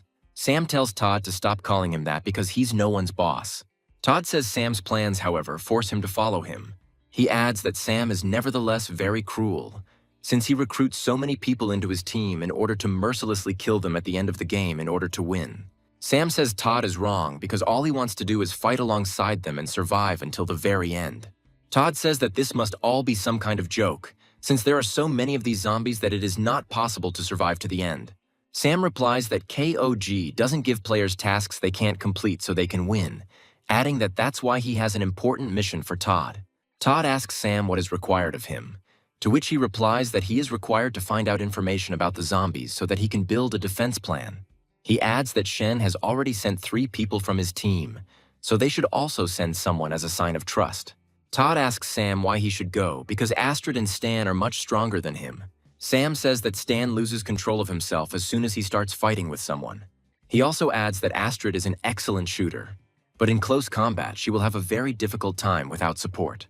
Todd, from Sam's point of view, is very agile and masters all types of weapons, which means he is ideal for this job. He asks Todd if he wants Sam to go instead. Sam says that as a reward, I'll let him sit on the sidelines while they defend the castle, adding that this way he can get the highest survival rate. Todd says that he is satisfied with these conditions, expressing the hope that Sam will not take back his words. With these words, he leaves, thinking about the plan for his task. Sam tells Todd to be careful and make sure he comes back safe and sound. Todd takes one of the motorcycles of the fortress defenders as transport and leaves for reconnaissance. Stan watches Todd leave and asks Sam why he sent the boy to certain death. Sam says that he and Stan have been working together for a very long time, so he shouldn't question his decisions. Sam reflects that Todd probably has his own plans for victory, which means leaving him in the castle would be the worst decision. Meanwhile, Todd takes an observation position on a tree, and in a rage says that he will definitely kill Sam someday. He tells himself that the zombies will never think to look for him in the tree, so he can just sit here, after which he can calmly return back to Sam. A sudden movement of leaves interrupts Todd's thoughts and makes him wary. Todd decides to get closer to the source of the noise, trying to figure out who is making it. The source of the sound turns out to be a zombie, which growls menacingly at Todd as he approaches. Todd drops his rifle in fear and falls to the ground, hitting his whole body painfully. Trying to get up, he is surprised at how an ordinary zombie could climb a tree. Looking up, he notices that all his former comrades turned into the living dead are standing in front of him. One of the dead men steps on his rifle and in an otherworldly voice says that he did not expect to meet Todd again. Todd looks up and is speechless for a while in shock. In front of him is Alexis, who turned into a dead man but retained his self-awareness. After some time, Sam fills out the necessary reports for the future defense of the fortress, sitting in one of the offices. Steen says that he has finished counting the players in the fortress, adding that there are a total of 72 people in it, taking into account the new ones they accepted. Sam tells Stan that 72 people will be more than enough for his plan. Suddenly, there is a loud knock on the office door, and a male voice reports that there are 73 people in the fortress, not 72. Stan and Sam are distracted by the sound, trying to figure out who said it. Todd enters the office and reports that he has successfully completed his mission. Stan pats Todd's shoulder, praising him for his excellent job and expressing his joy that he was unharmed. Todd says he gained incredibly valuable experience fighting hordes of zombies. Sam also thanks Todd and tells him that he did a great job. Todd approaches the main character and asks him if his promise is still valid. Sam says that Todd can tell him everything he learned, after which he can calmly go and rest. He adds that he can safely leave the defense of the castle to them since they are well prepared for this. Astrid, meanwhile, is busy shooting the dead from a distance and wonders if the zombies are even going to attack them. Shen approaches her and applauds her accuracy, saying that she is very good at her job. He admits to Astrid that he is almost a devoted fan of hers. Astrid asks him why he still carries around his cap, which was shot through and through. Shen says that because Astrid was the one who shot her, he will keep this cap until the end of the match. Sam comes out to them, calling out to Astrid, saying that he is looking for her everywhere. Shen says that he will not interfere with their conversation and leaves to check the equipment. Astrid asks Sam if Shen whispered anything to him while he was passing by. Sam answers the question with a question, asking Astrid if Shen is flirting with her. Astrid is surprised by this and says that this is something on the verge of impossible. Sam replies that Astrid is quite beautiful and also has a wonderful body and asks her if she is popular with men. Astrid says that she is not strong in love affairs, clarifying that if she wants to find herself a boyfriend, then only one who is excellent at playing games. Sam says that they will finish this conversation later since now he wants to discuss a more serious topic with her. Astrid looks questioningly at Sam and asks him what exactly he wants to discuss. After some time, night falls again, and the system notifies everyone that only 74 players are left alive, and the remaining time until the end of the event is 6 hours. Stan examines the horde through binoculars and asks Sam if he is sure that the zombies will attack them. According to Stan, only a small group of living dead are hanging out in front of them. Sam answers him, saying that if their information is correct, then the horde will attack very soon. Stan replies that there is nothing to indicate this yet, but he stops mid-sentence and takes a closer look. A second later, he screams, looking in the direction of the zombie in surprise. He notices a huge number of dead people arriving on the horizon in huge numbers. The defenders of the fortress watch in horror at the approaching crowd of zombies, not believing that they can defeat them all. Sam approaches the edge of the castle tower and admonishes his comrades, saying that he cannot guarantee that they will all survive, nor that they will be able to kill all the dead. However, he is quick to add that he can guarantee that he will never betray his allies and will fight alongside them on the front lines. The defenders of the fortress are inspired by Sam's speech and listen to him in fascination. Sam adds that in truth, he has never been able to give fiery speeches, so he will only say one thing. With these words, he raises his fist in the air and shouts that they will definitely win. The crowd picks up his enthusiasm and begins chanting these words as well. Meanwhile, a horde of the Walking Dead arrives at the castle, beginning a siege. First of all, the zombies step on a mine, causing a powerful explosion that scatters dozens of dead people to the sides. The defenders of the fortress are surprised by this turn of events and look down at what is happening. Sam commands the defenders so that they do not relax and remember that victory is at stake. The defenders open fire on the crowd of the dead, who meanwhile activate several more mines as they approach. Stan shoots the dead with a heavy machine gun, joyfully shouting that he must kill them all. The dead fall one after another under bullets, but new ones immediately arrive in their place. Stan says there are too many dead people and asks Sam how he plans to deal with them. Sam strings his bow and asks Stan not to worry since he's just warming up. Pulling the bowstring, Sam asks the dead if they are ready to die and shoots an arrow. The arrow quickly cuts through the air and lands next to an unknown liquid. Stan looks down and desperately says that Sam's actions had about zero effect. Sam asks Stan not to be nervous and snaps his fingers, smiling contentedly. At the same moment, the liquid, which turns out to be kerosene, ignites. The front ranks of the horde are instantly engulfed in raging flames, falling to the ground. Stan turns to Sam and says that this tactic subtly reminds him of something. Sam says that this is a very convenient tactic, as it can destroy an entire crowd with one shot. The dead stop in front of the fiery barrier and do not dare cross it. However, after a few seconds, raindrops begin to fall on Sam's head, and he says that this is all some kind of stupid joke. The pouring rain extinguishes the fire barrier, and all the defenders curse this game and its mechanics. Sam looks up at the storm clouds and says he's starting to think someone is doing this on purpose. The horde begins to pile on top of each other, trying to overcome the castle wall, and the defenders begin to get nervous again. The defenders drop a special mixture on the climbing dead, which throws them down. However, the dead do not give up and stubbornly continue to climb the steep walls. One of the dead invaders makes it over the wall and begins to climb onto the final ledge. However, he is interrupted by Stan, who sends the dead man down with one blow of his machete. Sam shouts to his allies not to give up, adding that victory will be theirs. With these words, one of the allies approaches him and says that victory will truly belong to them, and puts a pistol to the back of his head. Todd again turns out to be the traitor, who adds that, unfortunately, Sam will not see this victory. There are only 3.5 hours left until the end of the event, but the number of live players drops to 59. Sam asks Todd why he wanted to kill him, sincerely not understanding his motivation. Todd says he wanted to ask Sam the same question more than once before, adding that Sam got in his way every time he was about to come up with the right solution. Sam says all Todd had to do was hide and wait, but even there, he disappointed him. Todd tells the main character that he made a deal with zombies who guarantee his safety if he kills Sam. Sam says Todd has said enough, so his time is up. After these words, a shot is heard, and Todd receives a bullet near his heart, which is why he does not have time to shoot and falls to the ground. Astrid, who has been watching what is happening all this time from a nearby tower of the castle, reports that the task has been completed and examines Todd from afar. Todd realizes that Sam suspected him of betrayal all along, which is why he prepared so thoroughly. The main character tells Todd that he put a bug on him and noticed that he stood in one place for too long, adding that after that anyone would begin to suspect something was wrong. Todd, barely holding back the pain from the wound he received, says that Sam shouldn't rejoice too early, since he still won't be able to win this fight since he didn't take into account one important factor. Sam turns to Todd and asks him what he means by those words. Suddenly, a familiar voice is heard behind him, saying that Todd meant him. Turning around, Sam notices Alexis, who asks Sam if he expected to see him, adding that they have finally met again. Alexis explains that it was actually the pills he took while chasing Sam that actually allowed him to control the living dead. He does not have time to finish his speech, as Astrid decides not to drag on and shoots him in the head with a large caliber sniper rifle. Astrid asks Alexis if the pills helped him deliver shorter speeches.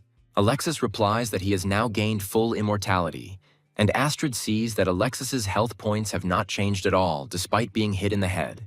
Astrid is surprised and asks how this is possible, suggesting that Alexis started using cheats. Sam takes out his spear and tells Astrid to go help others, leaving Alexis to him, to which he just laughs arrogantly. Alexis says that all their attempts are in vain, since zombies will follow him wherever he goes, adding that this fortress will very soon be filled with the living dead. Sam says that then he will finish him off first and rushes at him with his spear. He easily pierces Alexis's body, but he only laughs in the protagonist's face, calling him a pathetic idiot, and adds that physical attacks do not harm him. After these words, he grabs the protagonist by the throat and easily lifts him into the air to throw him. Deciding to finish Sam off as quickly as possible, Alexis hits him against the stonework with all her might, breaking the side of the watchtower. Alexis gloatingly asks Sam what it's like to lose when he almost won. Sam replies that there is no feeling worse than this, because he has already been through such torment once. With these words, he knocks Alexis's hand from his neck and grabs his spear. Grabbing the shaft of his spear, Sam instantly ignites it just by touching it. He says that he never wants to feel something like that again, after which he plunges the burning part of the spear deeper into Alexis's body. The flames begin to devour Alexis's body, and he shouts that this is impossible, not understanding where Sam got such abilities. Sam flashes back to the moment when he will receive his title for consecutive fire kills. He recalls that, among other things, he then received another completely random title. As a reward, he received a card that could teach him a specific skill when used. That card turned out to be an arsonist card, which can teach the wearer how to manipulate the element of fire. Sam says that fortunately, he lubricated the spear with flammable materials, adding that he had no idea that such skills would be useful to him. Alexis shouts that this is impossible, adding that he was supposed to be completely immortal. However, the flames quickly consume him, and Sam receives 500 points for destroying the leader of the army of the living dead. Sam sarcastically remarks that this is another victim who fell before the great barbecue master. However, the main character decides not to rejoice ahead of schedule and turns to his defenders. Seeing that things are getting worse and worse, he realizes that the real battle is yet to come. The system notifies everyone that players have 2 hours and 19 minutes left to survive, adding that only 47 players remain alive. Hordes of the dead, in tireless attempts to get to the tower, form giant mountains of corpses, along which other zombies climb to the goal. Stan begins to be overwhelmed by numbers, and he switches to a machete, scattering opponents in different directions. Only 39 players remain alive, and Astrid says that there are too many dead people. Another 5 players die, and Shen holds his position with his last strength, shouting in despair that the zombies are coming in an endless stream. Sam continues to shoot opponents one after another and tries to understand why nothing has changed after the murder of the leader of the dead, expressing hope that the game did not throw them an event in which it is fundamentally impossible to win. Todd, sitting nearby, tells the main character that they are alike because in the end they will both lose this round.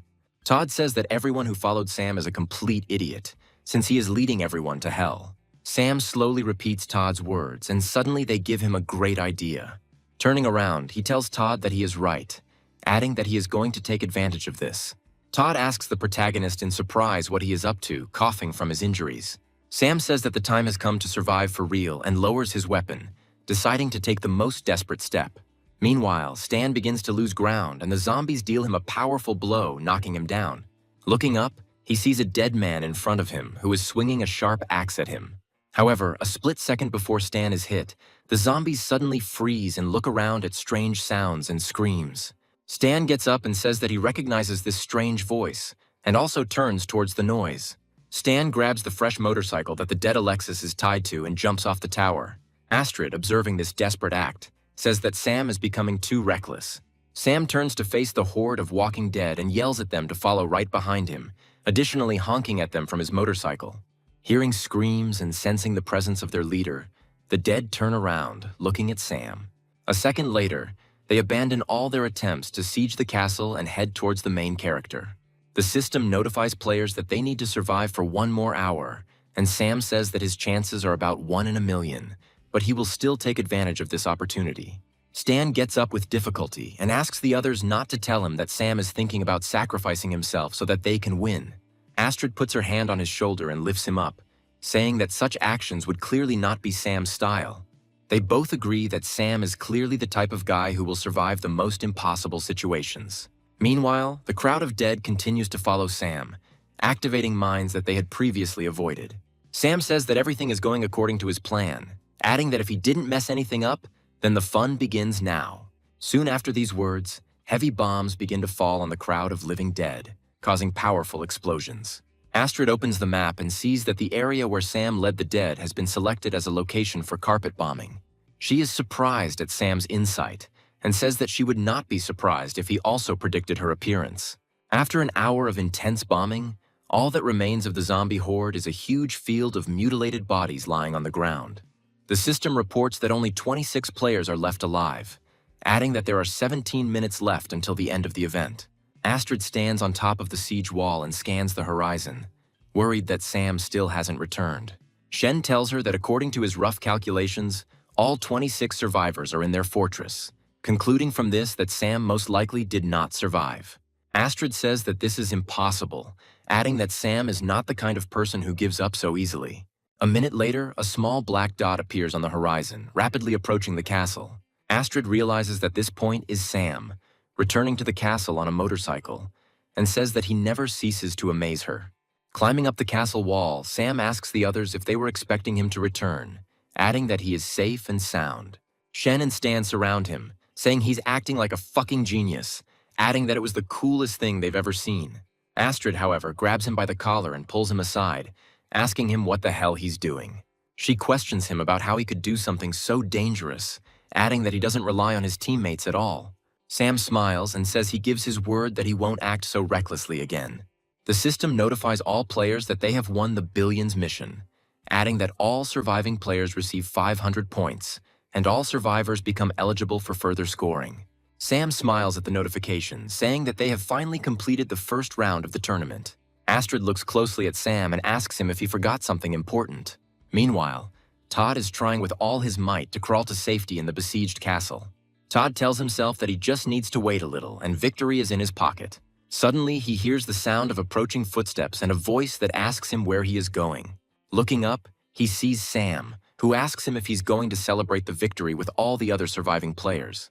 Todd starts frantically ingratiating himself with Sam, telling him that he is a great man with a kind heart, so he shouldn't worry about such a humble person like Todd.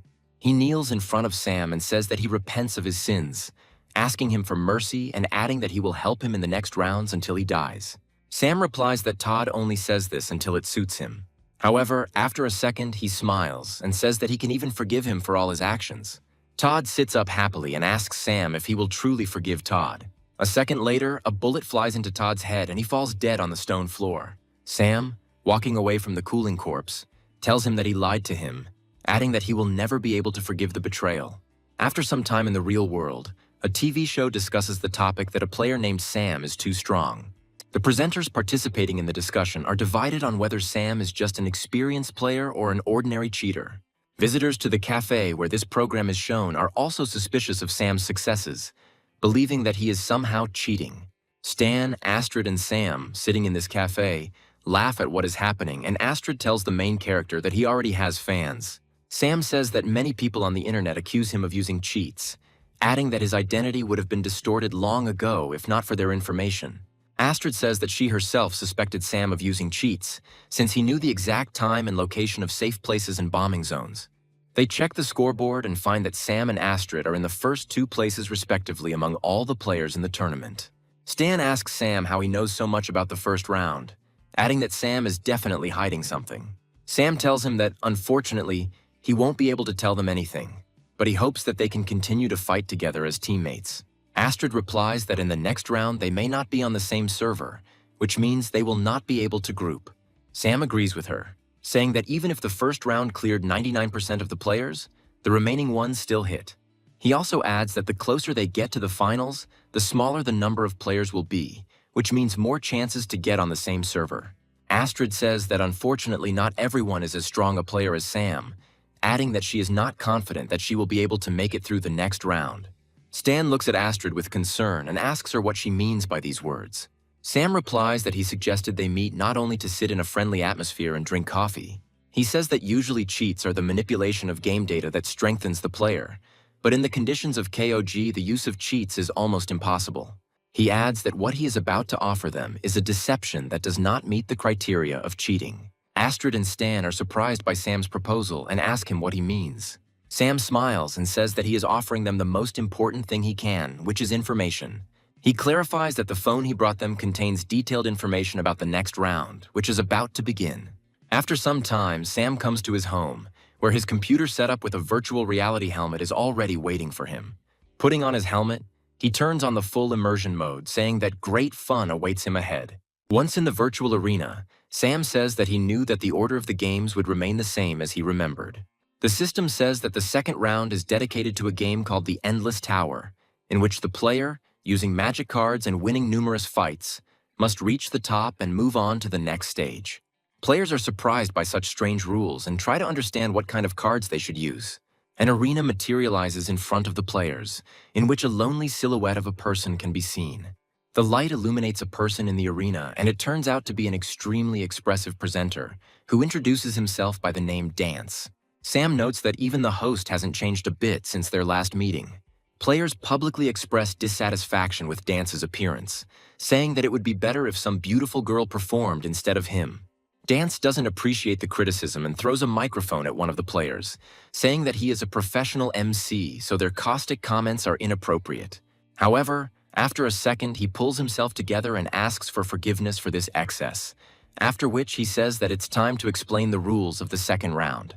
He reveals that the players are now in a tower filled with traps and monsters, adding that they need to reach the top, passing floor by floor, and only in this way will they be able to achieve victory. According to him, the difficulty increases with each floor, but each player during the game will receive 3 types of different cards as a reward. There are 3 types of cards in total, of which the red cards are the attack card, the yellow card corresponds to the goods card, and the blue card corresponds to the effect cards. A girl appears among the players and tells Dance that many players do not have weapons and equipment, so if they meet a monster on the first floor, the game will immediately end for them.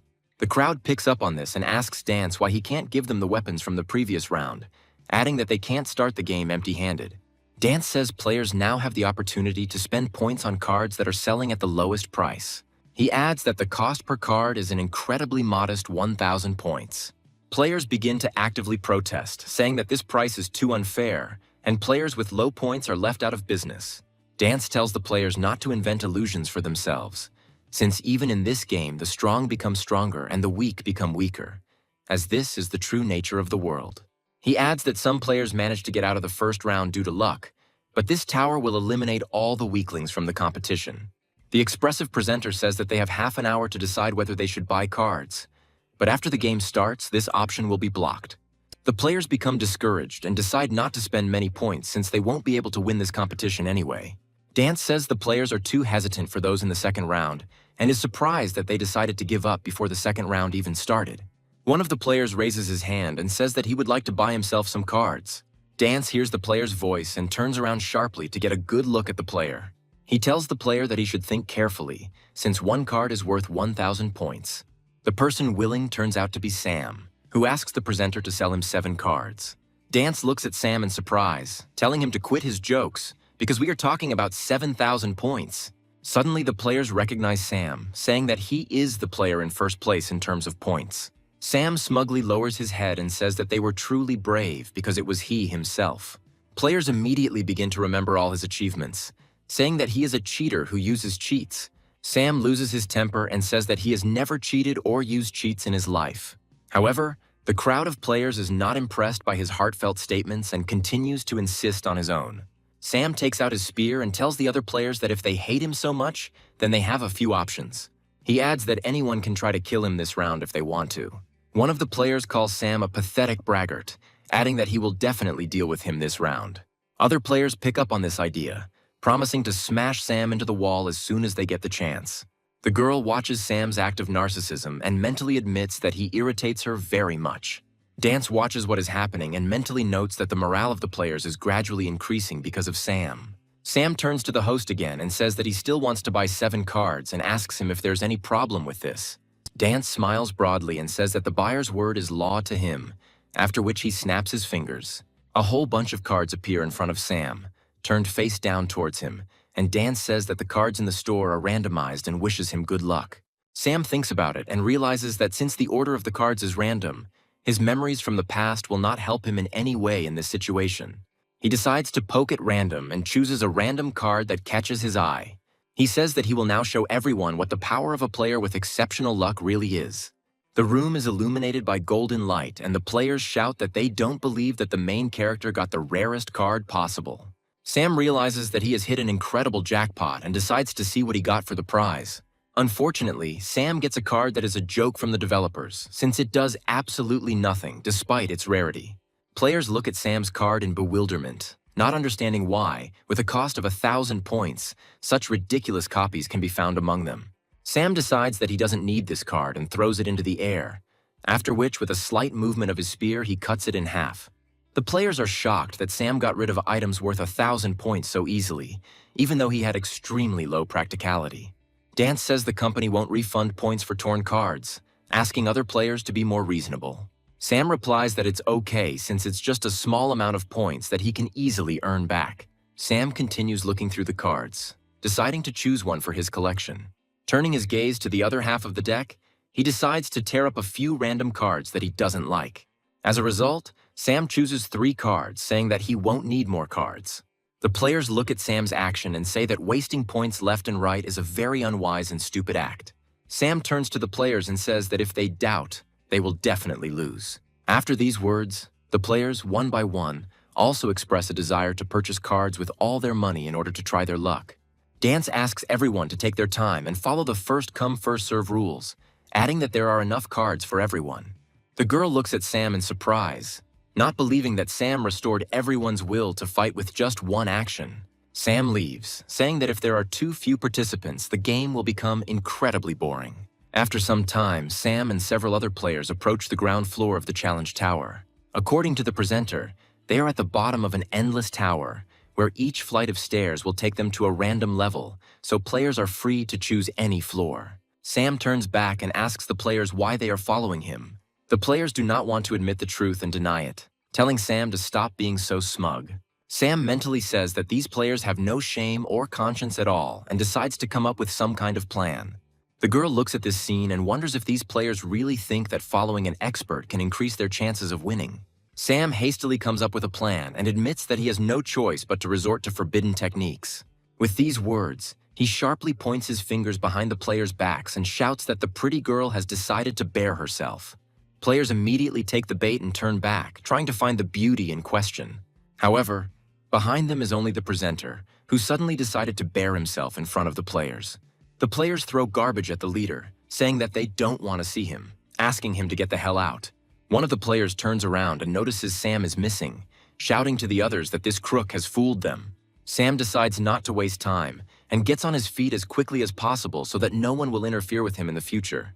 Meanwhile, Sam's adventures are closely watched by the corporation's executive director. An assistant comes to his office and asks him about the situation with the second round, asking whether there are any discrepancies. The assistant replies that the only blank spot is Sam, since he not only took first place in the ranking, but was also significantly ahead of the second player in points and had already earned at least 2 achievements. The executive asks the assistant if they have noticed any anomalies in the system or evidence that Sam is using any methods of deception. The assistant says that this player is inexplicably acting as if he is very familiar with the game, adding that there is a possibility that data about the game will be leaked to the outside world. The director says that the content of the second round is completely randomized, so even if there was some kind of leak, none of it will help Sam, after which he orders the assistant to organize the most powerful monster for Sam. The assistant replies that according to the rules, the company cannot interfere with the course of the game, not to mention the strongest monster that is impossible to cope with. The executive director asks the assistant how he dares to disobey his order. The assistant slavishly replies that all his orders will be carried out immediately and leaves. Sam finds himself on the second floor of an endless tower and decides to look around to see what kind of tests lie ahead of him. Sam remembers that the first level challenge is combat and wonders what kind of enemy he will face. Suddenly, an incredible roar is heard next to him, and he sees the paw of a huge monster stopping right in front of him. Looking up, he examines the monster standing in front of him and says that this must be some kind of joke. An 8-headed demonic dragon stands in front of the main character in all its glory. The dragon lets out a loud roar, and Sam asks the monster when he last brushed his teeth, noting that he smells disgusting. The dragon once again lets out a loud roar and prepares to launch a powerful attack with several heads. Sam joyfully looks at the monster's rage and asks him if he touched a nerve. A loud explosion is heard in the place where Sam is standing, but as soon as the smoke clears, only an empty crater remains in its place. The dragon begins to breathe menacingly, trying to find its prey, and looks around menacingly. Sam looks at the monster and says that fighting this monster brings back old memories for him. He briefly plunges into the past, remembering the battle with this monster a year ago, when they tried with incredible difficulty to defeat this dragon. A year ago, Sam once again used his leadership skills and asked his allies to unite and destroy this monster, regardless of the casualties. Back in the present, Sam says that previously this monster should only be found on the upper floors and should not be found on the first floors. However, from Sam's point of view, this is a great change since he will now be able to get all the points for himself. Viewers watch Sam fight and say that he is just a crazy daredevil. Sam says that the broadcast screen must be full of comments right now wishing him death for his arrogance. The demonic dragon does not lose patience and decides to finish Sam off with a ranged attack and flares its nostrils. Opening its huge mouth, the dragon spits out a deadly wave of fire directly at the main character. Sam easily dodges the fire attack and shouts to the dragon that playing with fire does not bring anything good. With these words, he takes off and rushes to attack the dragon, saying that it's time to end this. The dragon tries to knock Sam down with a head attack, but Sam pushes off the ground and flies into the air. Having chosen the most vulnerable point, Sam falls down like a stone, pointing his spear towards the monster. Falling on the monster, he easily pierces its fire-breathing head with his spear. The mighty dragon howls in pain, beginning to shake its head from side to side. Sam says the fun is just beginning, holding tightly to his spear. Seeing the right moment, he pulls the spear from the dragon's head and uses the transformation, unlocking a new form. The new form turns out to be a deadly blade with a razor-sharp blade. He gives the dragon a cheeky look and says that he will use it to test the power of a new form of his weapon. The main character makes a powerful blow, easily cutting off the dragon's head and then jumps to the ground. The game system notifies Sam that he gets 200 points for destroying one dragon head. Sam says that at this exchange rate he will get 1,600 points for all 8 goals, adding that this is a very good deal. However, after a second, the severed dragon's head begins to regenerate and quickly grow back. Sam is very surprised by this feature of the dragon, noting that he does not remember that he had such powers the last time. According to him, a year ago this dragon was a much more honest monster than it is now. However, Sam suddenly has a brilliant idea and thinks about it for a while. Examining the dragon's head, he realizes that for one head they give 200 points, and the dragon will regenerate endlessly. However, this also means that it is a very convenient way to endlessly farm points. The dragon hears Sam's thoughts and is clearly not delighted with this situation. Sam draws his sword again and says that in this case he will take advantage of such a gift of fate. He rushes into the attack and begins to cut off the dragon's heads one by one, gaining an incredible amount of points. After a while, he blows off all the dragon's heads at once and lands in front of him. Paying attention to his score, he notices that in this short period of time he scored 8,000 points. Viewers watch Sam's adventures and say that he is definitely a crook for earning points using such dirty methods. The executive director, also observing the events, becomes furious and asks the technical staff how they could have made such a miscalculation. According to him, such a low-level farming exploit should not exist in their game. The staff says that this boss was supposed to destroy any player at this stage, so they did not expect this to happen. Another employee asks the director what they should do now, adding that they cannot change monster data. The director calls his subordinates idiots, saying that they have no choice but to add special restrictions. Turning to the monitor, he adds that Sam is truly an amazing player, since because of him they are forced to change the rules of all playing areas. Meanwhile, a system notification appears above Sam's head, which states that a new restriction has now been introduced for this round, according to which each floor must be completed within 30 minutes. Stan, who is on another server, also receives this notification and is glad that he managed to deal with all the monsters in advance.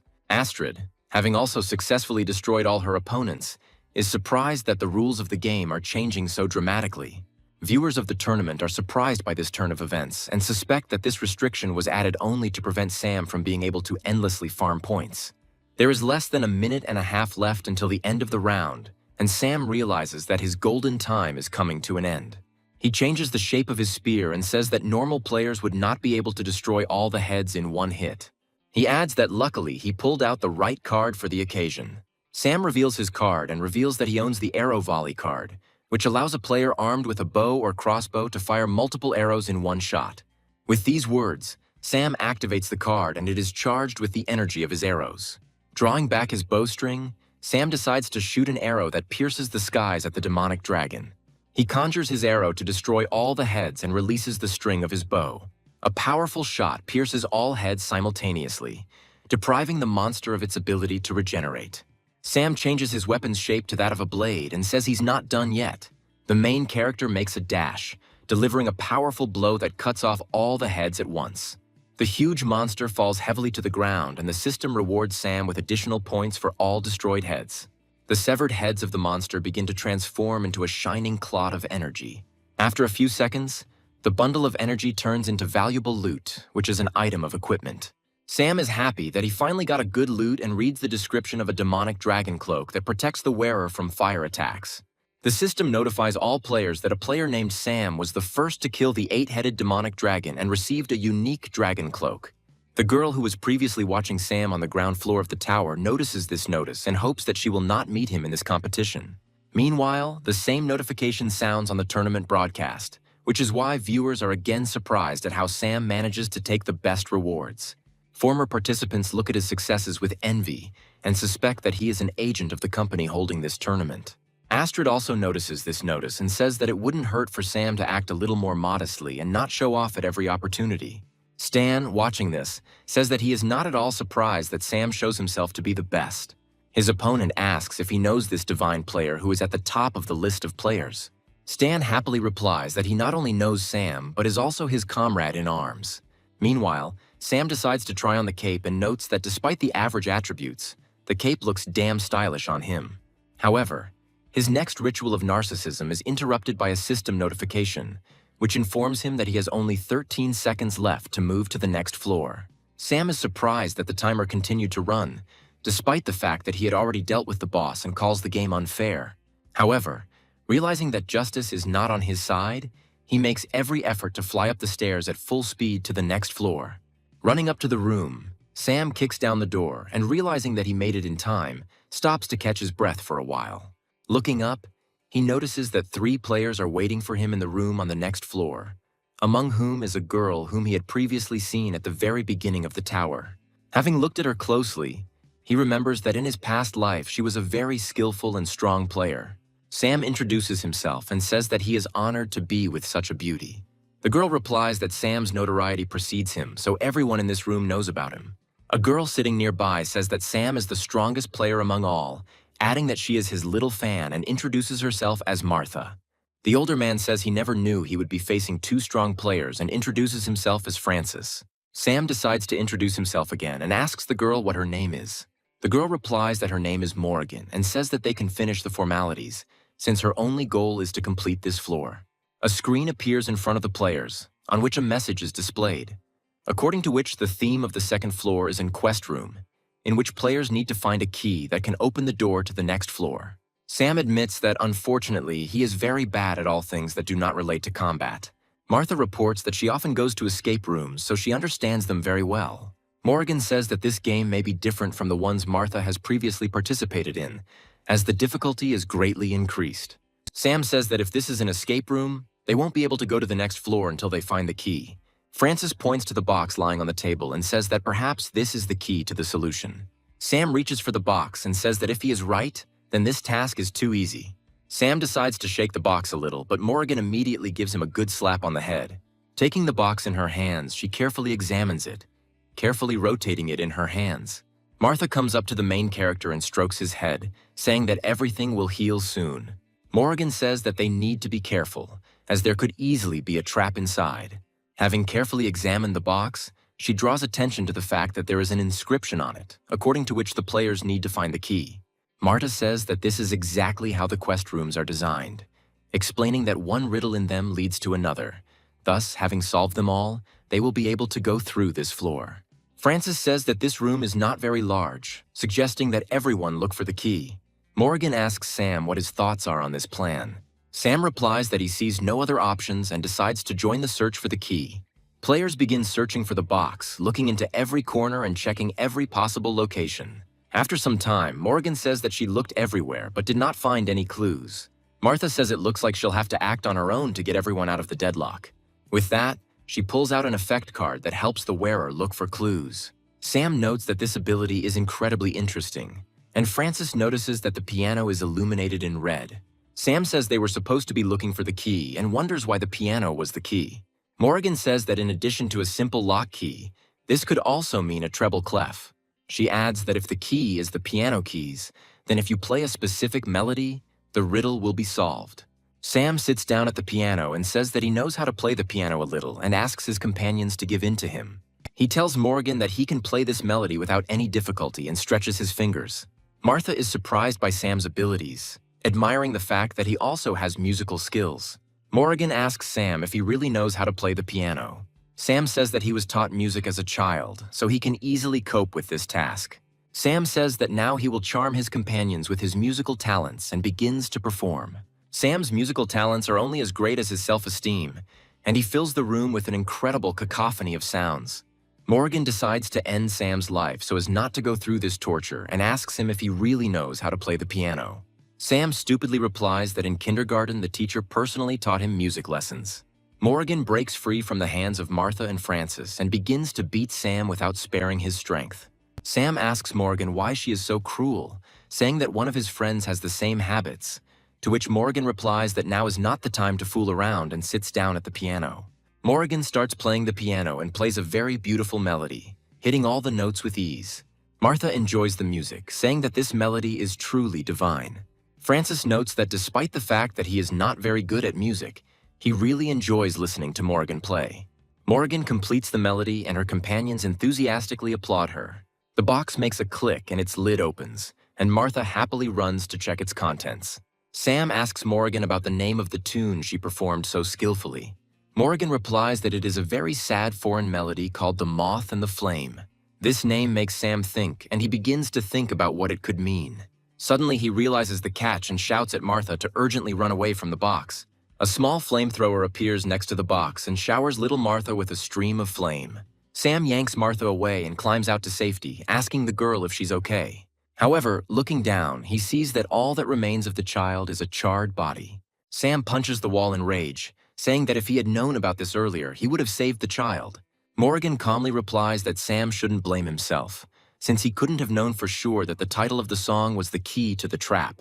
Francis points out that Martha only lost the game and is still fine in the real world.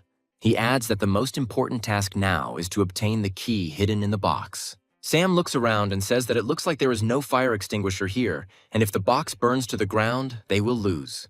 Morgan asks that this task be left to her and takes out the red tournament card.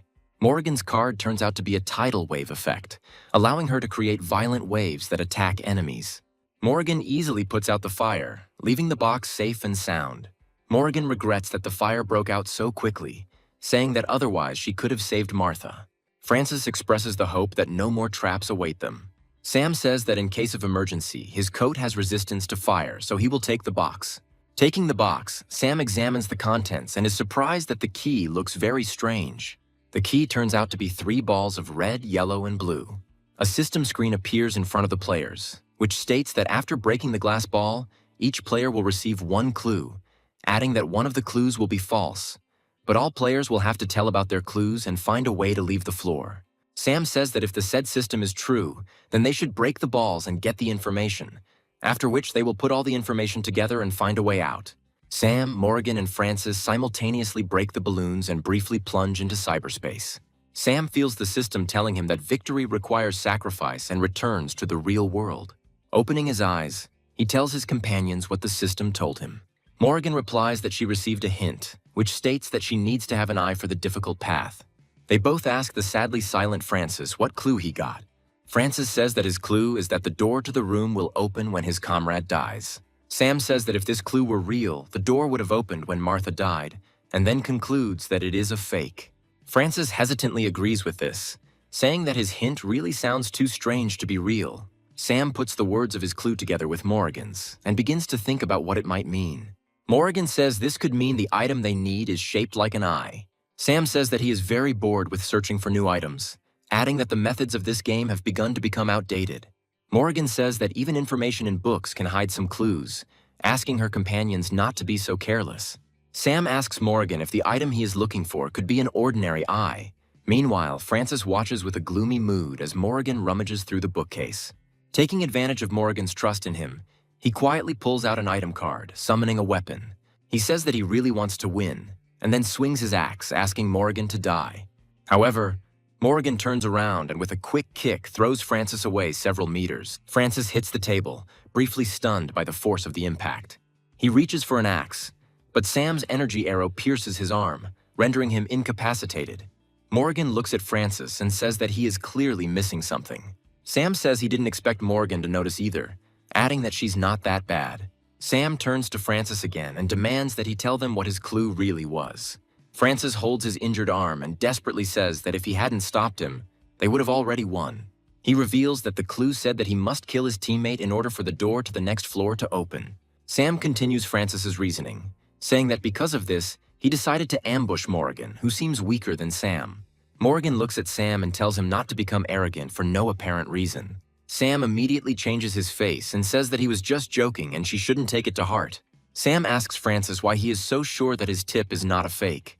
Francis loses his composure and says that it is obvious since Sam's clue states that victory requires sacrifice, which means they are consistent. Sam says that from a logical point of view, Francis's words make sense and he almost believed them. With these words, he takes out his sword and says that, nevertheless, he will never forgive someone who is trying to harm his comrades. Francis tearfully asks Sam not to rush things and give him another chance. However, Sam remains relentless and ends Francis' gaming session with one blow of his sword. Having wiped his sword, Sam says that all traitors will be punished as cruelly as possible. Morgan is surprised that Sam can act so cold-blooded and cruel, despite his comical behavior. Morgan says that Sam apparently has been betrayed before, since he reacts so strongly to Francis's behavior. Sam says he was betrayed before by the person he trusted the most. He turns his head towards Morgan and says that now he will make every traitor pay. Sam notes that the door remained closed, which means Francis's tip was fake. Morgan approaches the door and wonders what the two remaining clues might mean. Lost in thought, she accidentally presses a secret button on the door, which opens a hidden scanner. Sam approaches the door and asks Morgan if this device is a fingerprint scanner, to which Morgan replies that it is a retinal scanner. Sam pulls back his eyelid and says he can easily check the scanner is working. The scanner checks Sam's eye and reports that it was unable to identify the user. Sam muses that they need to get another iris from somewhere to unlock this door. Morgan reads her clues out loud again and wonders what they might mean. Sam says that everything is clear to him, adding that if this retinal scanner is a hard choice, then they need an eye that looks at the hard choices. They turn around and look at the bust, which has an eye hidden inside, and Morgan goes over to take it. Sam suddenly realizes that there must be a catch here and shouts at Morgan to take her time, but she doesn't have time. Morgan takes out the eye and turns to Sam, asking him what he means. A second later, the room is cut into two parts by a trap separating the two heroes. Sam looks at the hole that has formed and says that it is impossible to cross it even if you really want to. Sam remembers his clue and realizes that the sacrifice means that he must leave Morgan here to get out on his own. Morgan says that she was too careless, believing that this would be the end of her participation in the tournament. With these words, she shouts to Sam so that he does not lose his eye and throws it over the abyss into the hands of the main character. Sam deftly catches his eye and asks Morgan why she did it. Morgan replies that he saved her, and now she returns the favor, adding that the floor will soon collapse, so he should hurry to the next floor. Sam nods at Morgan's words and carefully scans the room. He puts his eye to the retinal scanner and it successfully identifies him, reporting that the lock on the door is open. The door creaks open and Sam looks into the passage, flooded with sunlight. Morgan mentally wonders at her behavior, noting that she never would have thought that she would sacrifice herself for a man she barely knew. Suddenly, an arrow with a rope attached flies near her and crashes into the wall behind her. Sam takes out a metal rod and uses it to roll towards Morgan. Having successfully crossed the abyss, he lands next to her, holding Francis's ice axe in his hands. Morgan examines his axe, to which Sam replies that he pulled it out of the body of their so-called comrade. Morgan says that's not what she's interested in and asks Sam why the hell he was here. Sam says he has a plan that will get them both through this floor. He adds that this fool never used his weapon to its full potential. Morgan says that she understood what he was getting at, to which Sam replies that he did not doubt her insight. With these words, the heroes take positions and Morgan uses the tidal wave card, creating water. As soon as the big wave reaches the opposite edge of the abyss, Sam shouts that it's time to act and throws his axe forward. The axe crashes into the water, instantly freezing it. After a few seconds, the wave turns into a strong ice bridge, which, however, cannot last long. Morgan tests the strength of the bridge and is surprised that their plan actually worked. Sam grabs Morgan's hand and says they need to hurry if they want to make it on time. Morgan asks the protagonist why he saved her, adding that if his plan had failed, they would definitely have died. Sam tells her that he didn't think about it for a second, as he would never abandon a teammate. With these words, he remembers Stan and Astrid, saying that he has friends who will also come to his aid without hesitation. Morgan asks him who his comrades are, to which he replies that he will definitely tell about them later. After some time, they reach a room in the center of which there is a notice saying that the next stage must be completed alone.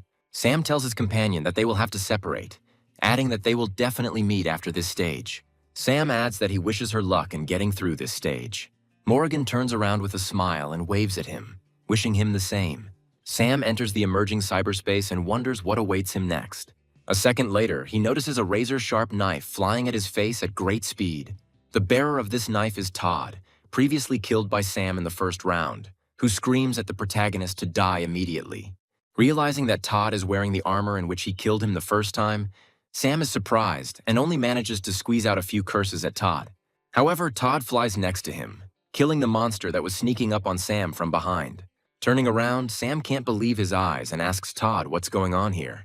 Todd puts his hand on Sam's shoulder and tells him not to stand there, adding that they are at the last stage and they need to work together.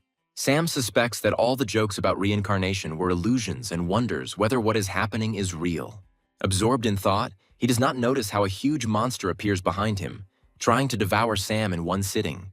At that same second, out of nowhere, Stan jumps out and tells Sam that he will get the points for this monster. Swinging his sword, he cuts off the head of a huge monster with one blow. He is answered by Astrid, who says that Stan can deal with all the monsters on Earth, and she will take on the flying creatures. With these words, she makes many well-aimed shots, killing the flying monsters one by one. Suddenly, out of nowhere, a horde of monstrous beasts appears in front of the heroes, rushing headlong towards them. Morrigan comes to the aid of the heroes, who says that they are only showing off, accusing them of being unreliable.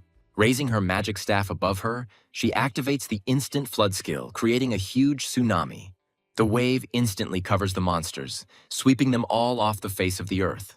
Sam observes the coherence of his comrades and says that they have all become incredibly strong. Suddenly, Stan comes up behind the main character and puts his hand on his shoulder, asking him why he stands rooted to the spot. Sam turns around and sees all his comrades in full combat readiness. Astrid approaches him and asks him if he is nervous about being so close to the championship. Sam looks at Astrid and asks her what she means by that. Morrigan replies that their team's victory is in their pocket, adding that as their leader, he will be the one to receive the championship title. Todd says that it was thanks to Sam that their team was able to reach this stage and asks him not to forget about them when they take first place. Approaching the edge of the building, Sam notices huge crowds of players chanting his name. Meanwhile, in the real world, a journalist interviews one of the tournament's creators, asking him why the current stage of the competition is structured this way. The creator responds that among the tower's many stages, they have created a floor that will show players what they desire most. The journalist asks the creator why they chose such a test if the goal of the Kogi tournament is to find the best player. The creator replies that this stage is designed to test the character of the players, adding that if they cannot overcome temptation, then they will never be able to become the owner of the championship title. Meanwhile, one of the participants sees a handsome guy in her stage who says he can teach her how to play basketball. However, after a second, it turns into a terrible monster and instantly kills the unsuspecting victim. Meanwhile, Stan is in his stage hugging the girl, who hugs him and asks him to promise that they will always be close. She also turns into a terrible evil spirit who is going to finish Stan off with one blow. Stan hugs this creature tightly to him, saying that he misses him very much. But after a second, he pulls her away from him, saying that disturbing the dead in this round is too much. With these words, he grabs his machete and cuts the creature in two, pretending to be a person dear to him, passing to the next stage and receiving 1,000 points as a reward. Astrid, meanwhile, is transported to the esports arena, where she and her former squad are crowned world champions. Her teammates hug her, offering to celebrate their victory that night by going to a restaurant or karaoke. Astrid admits that she always dreamed of winning the championship as a representative of this squad. Meanwhile, her friends turn into clay monsters, trying to devour her body. However, after a second, accurate fire from pistols causes the monsters to turn into a sieve and die. Astrid looks back at the bodies of the monsters and blows away the smoke from the barrels of her weapon.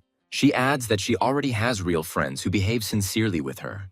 Morrigan is transported to a luxurious mansion, where a whimsical melody is playing on the piano. She sits in front of him, continuing to play the beautiful melodies that she liked so much as a child. Suddenly, she hears light applause and a familiar male voice praising her efforts.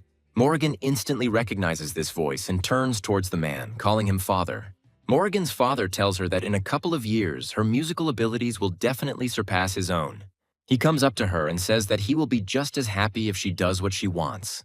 Morrigan calmly uses the tide card, washing her father away, slamming him into the wall. Rising to her feet, she says that this test turned out to be incredibly boring, since only complete idiots would fall for this trick. Meanwhile, Sam is basking in the glory and rejoices that with such strong allies, he can easily take first place in the tournament. However, a second later, a monstrous hand penetrates through him, tearing out his heart. Turning around, Sam notices that all his comrades turned out to be monsters who were waiting for the right moment. Sam falls to the ground and expires a few seconds later, giving the monsters a reason to roar with joy. However, a second later, Sam appears behind them, saying that he gives this simulation its due, noting its veracity. Looking at the monsters, he says that his idea of using a special card before the stage was the right decision. With these words, he shows the monsters the sacrificial lamb card, which allows the bearer to create their own copy that does not have combat skills. After that, he takes out his bow, saying that he hates traitors more than anything in the world. Quickly taking aim, he shoots the monster that imitated Todd in the head and punches a huge hole in it. Without allowing the monsters to come to their senses, he rushes into the attack, instantly executing another monster. Having finished with all the monsters, he notes that these monsters are too weak, suggesting that the most difficult part of the test is overcoming the illusion. The system notifies the main character that he has successfully passed the test, awarding him 1,000 points. He turns around and sees a staircase appear, leading him to the next stage. For a second, he thinks about whether his comrades managed to cope with this test and goes inside. The fourth floor turns out to be the Labyrinth of Death, in which the player's health will gradually decrease, but killing other players can replenish it. The system adds that to win, the player needs to reach the very center of the maze and wishes everyone good luck. Sam doesn't have time to walk even a few tens of meters when two players appear behind him, rejoicing that they have found their next victim. Sam hears their conversations and turns in their direction, looking carefully. The players tell Sam that if they don't kill him, their health will very soon be reset and ask them not to take it personally. Sam just raises his hand in the air and starts counting down from 3. One of the players asks him what he is counting, adding that he would be better off counting the last seconds of his life. Sam doesn't pay attention to their words and continues counting down, saying that there are 2 seconds left. Another player says that Sam is just trying to seem cool, adding that he will die now and replenish their health. Sam raises one finger and gives his opponents a menacing look. At the same second, a huge tidal wave appears next to Sam's opponents. Before they have time to react, players are caught in a trap and swept away by the turbulent current. They are thrown out of the labyrinth to the lowest floor. Sam looks down at them, surprised that they couldn't hear such a loud sound of water. Without turning around, he tells the people approaching him that only Morrigan can have such a water attack. Having stood in a beautiful pose, he greets Morrigan, saying that she was delayed at the previous stage. However, in front of him is a huge, pumped-up man in a woman's suit who happily greets him. Sam looks at the new guest with undisguised surprise and asks him who he is. A second later, Morrigan approaches them and introduces the man as her classmate named Alice, adding that they met on the way here and decided to team up. Sam continues to stand rooted to the spot, even more surprised by the new details, saying that Alice's name suits her very well. Alice shyly covers herself with her hand and coquettishly asks Sam not to make her blush. Sam realizes that he has run out of all his arguments, and so he decides to just rest a little, standing still. Morrigan asks Sam why it took him so long to get here, adding that she was already beginning to think that he was dead. Sam says that these were just stupid illusions, boasting that he easily understood that they were trying to fool him. Alice sincerely admits that it was quite difficult for her to get through this stage and she almost fell for it. Sam tells Alice not to worry, because if she was able to reach this test, then she is already very strong. Alice blushes again and says that Sam is incredibly courteous and kind. She grabs Sam and asks him if he is single or has a girlfriend. Sam doesn't find the words to answer and just rushes back and forth, saying only something incomprehensible. Morrigan says that Sam is a very popular player, adding that he can give Alice a chance because she is a very good girl. Sam says that now is not the best time to think about it, adding that first of all, they need to find a way out of this damned maze. Morrigan says that in mazes there is a right-hand rule, which states that if you get into a dead end, you can walk with your right hand on the wall, and eventually you will get out of the maze. She also adds that this labyrinth is too large, and their health is gradually decreasing, so this option is not suitable for them. Sam says they can just follow him to get out of this maze. Sam begins to rummage through his pockets, saying that he didn't think that this card could be useful to him in this situation. Sam pulls out a drone card that summons a scout drone for 3 minutes. Sam says that with this map, they can easily map this labyrinth and pass this test. With these words, he launches the reconnaissance drone upward, turning it on from the control panel. The drone takes several pictures of the maze and Sam looks at the map, noting that it is too confusing. Sam says that with such a confusing maze, even a map may not help them. Morrigan intercepts the remote from Sam and says that he is too slow, adding that she has already found a way out using this map. Sam looks questioningly at Morrigan and asks her how she managed to find a way out of the maze at first sight. Alice puts her hand on the main character's shoulder and says that at school, Morrigan was recognized as a genius with the highest IQ. Meanwhile, two players stuck in the maze notice that they have little health left and say that even if they fail the test, they had a great time. However, a second later, one player feels himself being shot in the back from a revolver. Turning around, he sees the girl looking at him contentedly, thanking him for serving as her first aid kit. After a few seconds, a round shadow hangs over the girl, which begins to quickly increase in size. The girl looks up and sees a huge boulder falling on her at high speed. Before she can react, the girl finds herself crushed under a huge boulder. Sam arrives on the scene, saying that all the traps have been disarmed, adding that Morrigan really is a genius for being able to calculate their location. Morrigan replies that this was a very easy task, since she quickly realized that the trap was set in the Fibonacci sequence. The girl grabs Sam by the leg and asks him to help her get out of this trap. Sam agrees to help her and kills her with a quick blow of his sword. Morrigan tells Sam that he doesn't know how to be gentle at all, to which he replies that he gave the girl what she asked of him. He adds that he will under no circumstances help the traitor, even if he asks him about it on his knees. Alice approaches Sam and says that he has a very cocky and decisive character, adding that she is crazy about him, to which Sam calmly replies that he is very glad to hear that. Sam tells Morrigan that if her theory is correct, then according to the Fibonacci sequence, there will be fewer traps waiting for them at the end. Morrigan replies that this is done in order to eliminate as many players as possible at the beginning, adding that the closer they are to the exit, the faster their health will run out. At the same second, an arrow flies towards Morrigan and Sam jerks it with his body. He looks around, saying that the enemies have already caught up, which means it's time for them to prepare for battle. Silhouettes of several players appear in the corridor of the labyrinth, saying that they have finally found the opportunity to gain health points. The players say that they outnumber Sam and their team, which means they don't have a chance. Sam says he's happy with the odds, adding that he's not the first to find himself in such situations. Suddenly, Alice appears behind the inattentive players, catching them by surprise. Without giving them time to come to their senses, she grabs two players by the heads and instantly kills them. The remaining three players turn back and ask each other where this monster came from. However, this exposes them to attack, and Sam immediately takes advantage of this, killing the other player with a sword. Alice charges at the remaining pair of players, who turn away from her again. Having dealt with the opponents, Alice says that it was not for nothing that she had her eye on Sam, adding that he is very strong, to which he replies that she cannot be called weak either. Meanwhile, several players reach a strange gate, suggesting that they have finally found a way out of the maze.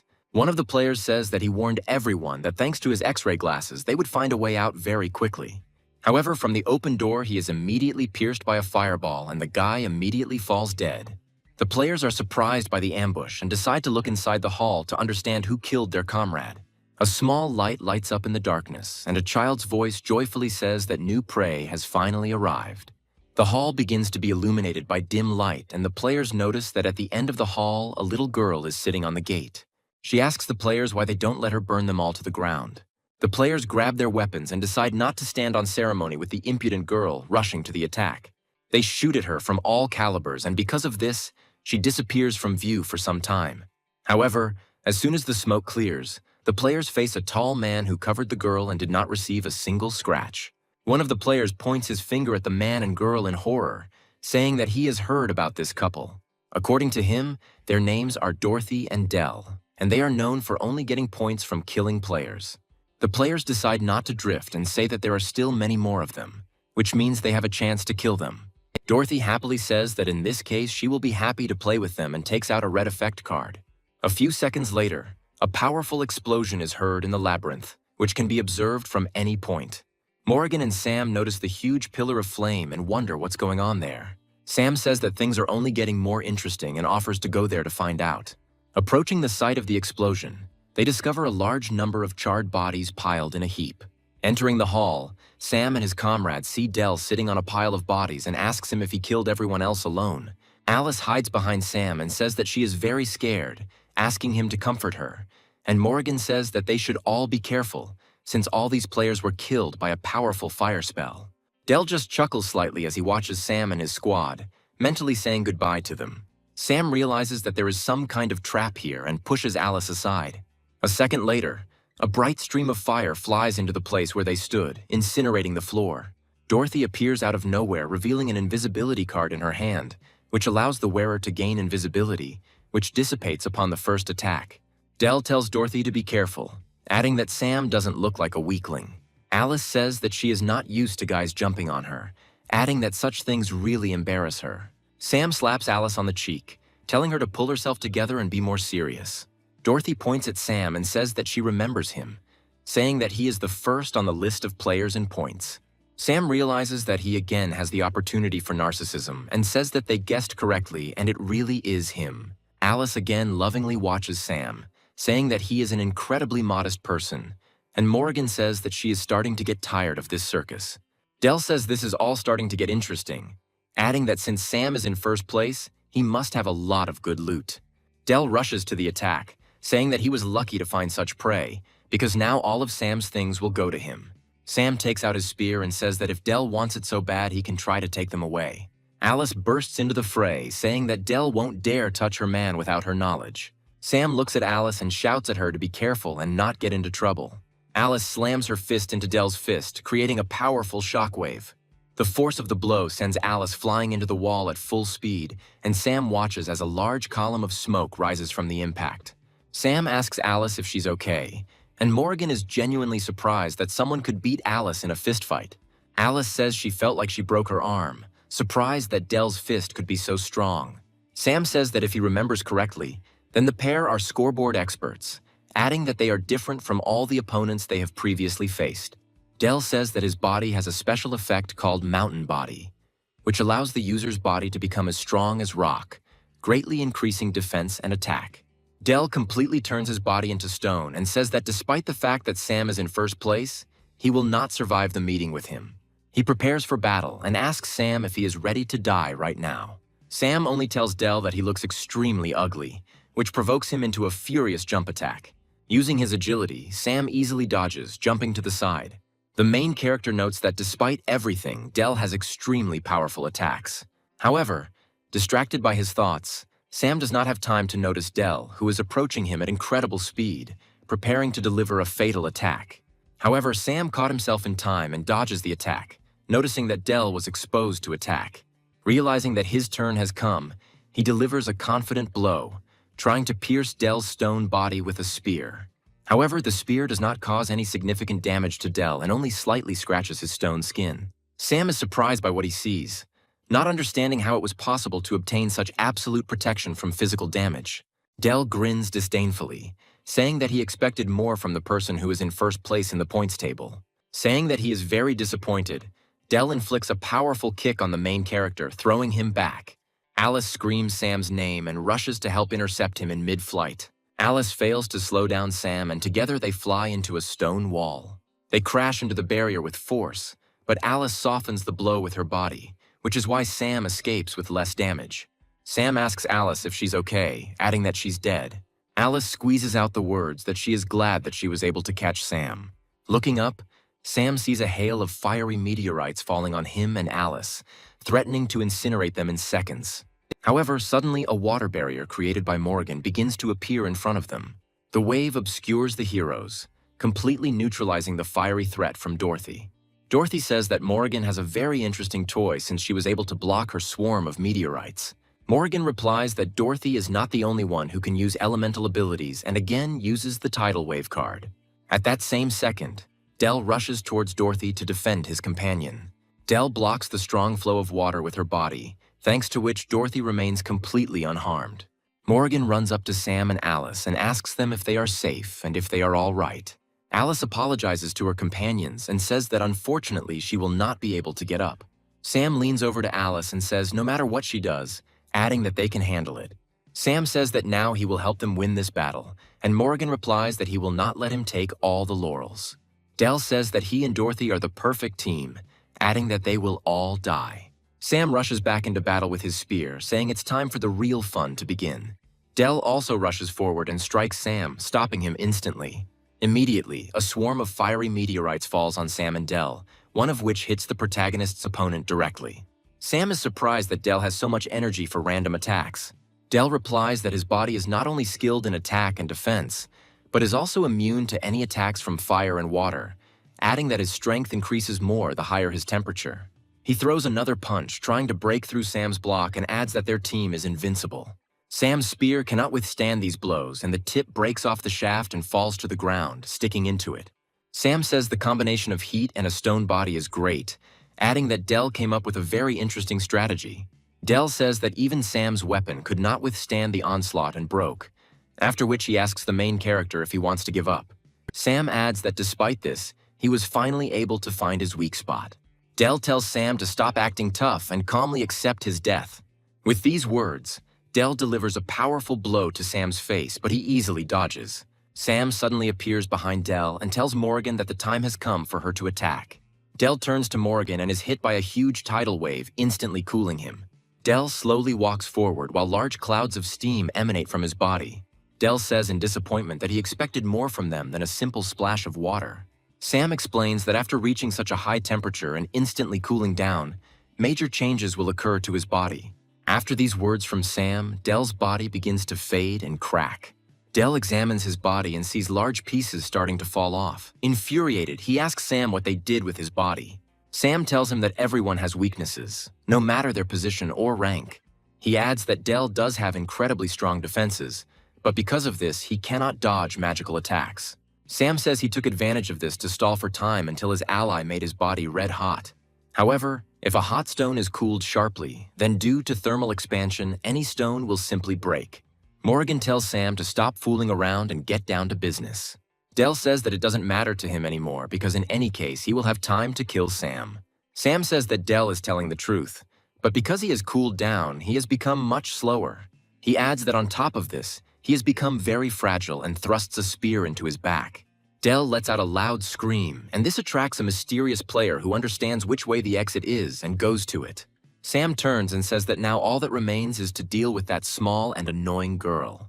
However, suddenly they notice that the girls have disappeared and are not in danger.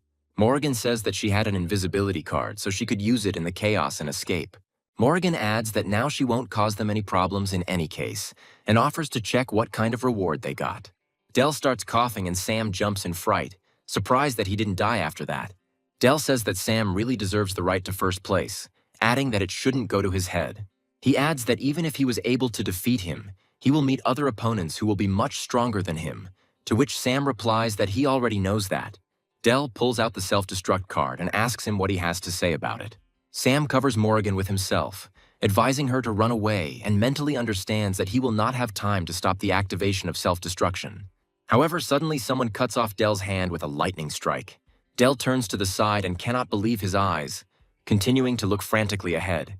In the next second, the first blow is followed by dozens of others, and Dell's body turns into a sieve. Sam turns towards the stranger and says that he recognizes this arrogant style of hitting. The stranger says that Dell should bloom with blood in this glorious moment like a flower. Sam says that he recognizes this player, adding that he always spoke very strangely. The stranger introduces himself as a swordsman named Lee Han, looking at Sam and Morrigan with interest. Morrigan asks him what he wants and pulls out her tidal wave map, but Sam stops her. Sam mentally remembers that Lee Han was very strong, and before he did not have the opportunity to fight him. With these words, he briefly plunges into memories, and before his eyes there appear pictures of Lee Han standing on a mountain of corpses. Lee Han continues to look at Sam curiously, and after a few seconds recognizes him, saying his name. Sam tells Lee Han that he was not mistaken, and it is really him. Lee Han says that Sam is injured, adding that he does not fight weakened opponents, after which he calmly turns around and walks past the main character. Sam feels annoyed that Lee Han took advantage of him to make himself look cool, but Morrigan is not impressed by this behavior and says that Lee Han looks like a child. Lee Han approaches the hall's gate and unsheathes his katana to perform the ritual. With 2 quick swings, he creates a cross-shaped wave that floods the hall with blue light. Turning around, he tells Sam that he is weak, adding that they will definitely fight, but only when he becomes stronger. Alice, having finally assumed her usual form, hugs Sam and asks him which form he likes best, adding that for his sake she is ready to take any.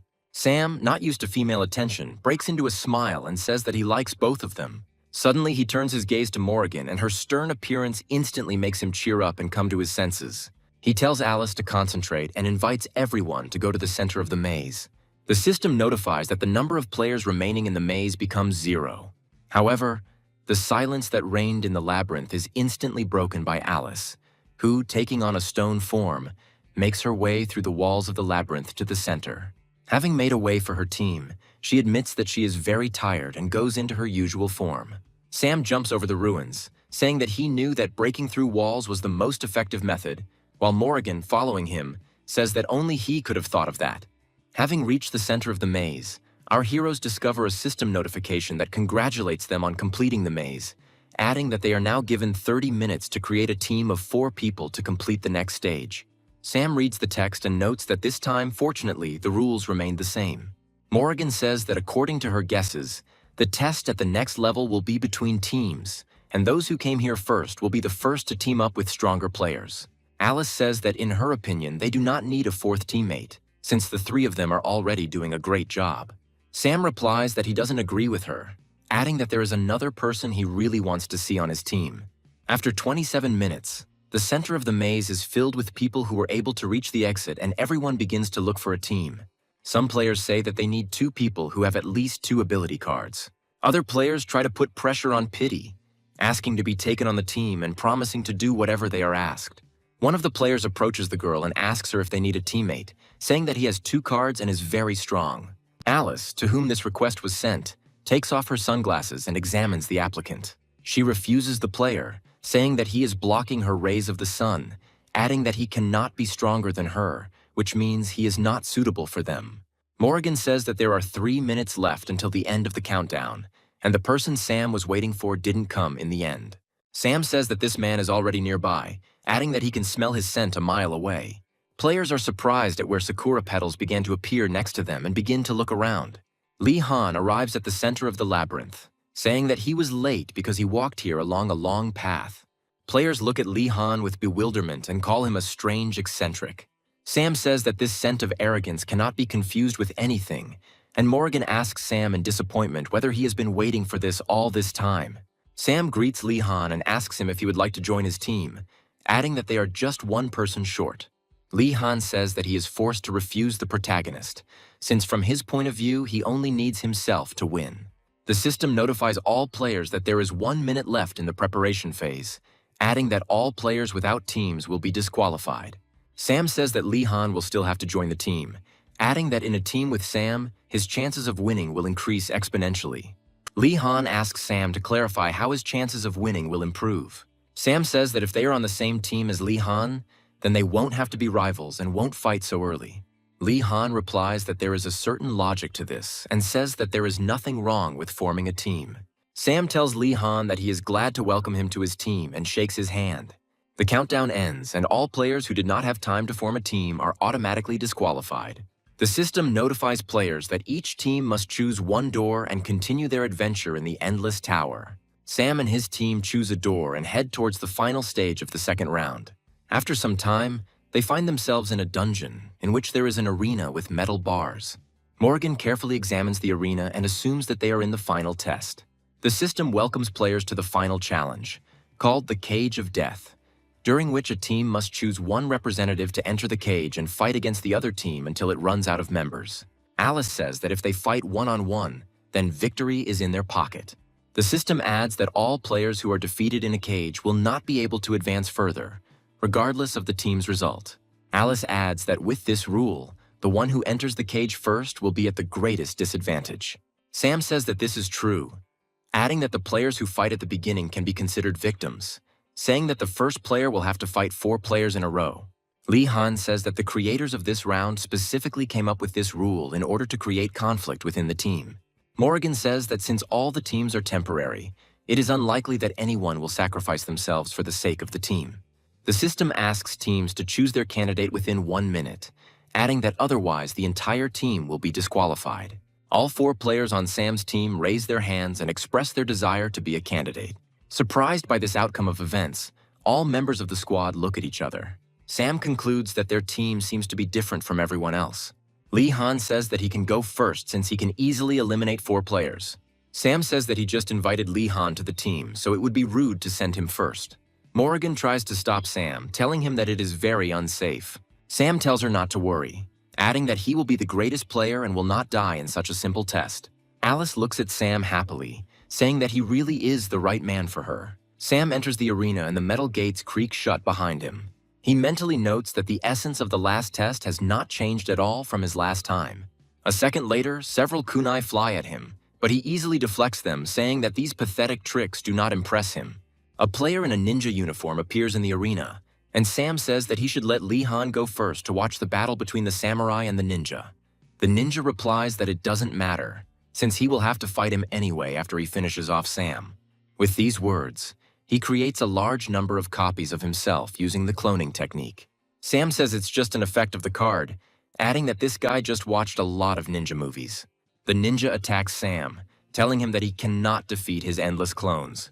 Sam grabs his spear and easily destroys the clumsy opponent. After this, he rushes to the attack, smashing one clone after another with his spear. However, after a while, he finds himself surrounded again and takes a short pause to catch his breath. The ninja tells Sam that his efforts are useless, since in the end, he will still not defeat the army of clones.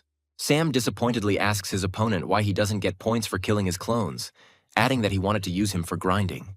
With these words, he turns his spear into a bow and says that from now on he will not waste his time. Pulling the bowstring, he uses the Hail of Arrows effect card and shoots all the shadow clones in one volley. Sam's opponent falls to his knees and wonders how this is possible, lamenting that his army of clones was destroyed in a second. Sam tells his opponent that to defeat him, his opponent should use something like Chibaku Tensei or Shinra Tensei. He adds that he should go back and train better and impales the enemy with his spear. However, the enemy immediately dissipates like a cloud of smoke, leaving Sam confused. The ninja jumps on Sam from behind and says that if anyone needs to train, it should be him. He pierces Sam's body with a kunai, but this also turns out to be an illusion.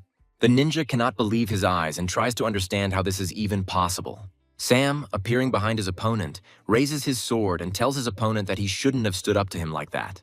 He delivers a lightning strike, instantly killing the ninja, adding that only a fool would show off in front of a professional. A frail middle-aged man appears in front of Sam and says that the first round ended too quickly. He looks at his fallen comrade and says that cosplaying as a ninja was a mistake, adding that this is why he lost so quickly. Sam stretches his joints, expressing the hope that this match will please him with at least something interesting. Viewers watching Sam's endless narcissism begin to write wishes of good luck in the chat, along with angry comments with the hope of his defeat. The man says that the player in the ninja suit was just a decoy, adding that Sam doesn't look that strong. Sam says that with the permission of his opponent, he will demonstrate his full strength to him. The man takes out his R2 and activates an ability called Slippery Type. Sam rushes to attack, but the man easily dodges all of his lightning attacks thanks to the card's effect. Sam notes that his opponent is indeed slippery, adding that there is no way he can hit him even with his fastest attacks. The man says that he doesn't care how fast Sam attacks, adding that as long as his attacks remain imperfect, he can easily dodge them. Sam jumps back, telling his opponent that he's tired of this nonsense. He says that he will now give his opponent a try without the blinds and attacks him with a storm attack. The attack easily hits the enemy, causing serious damage. Sam says that if all his opponent can do is dodge blows, then he can't beat him. The man tells Sam that he is too naive even for his age.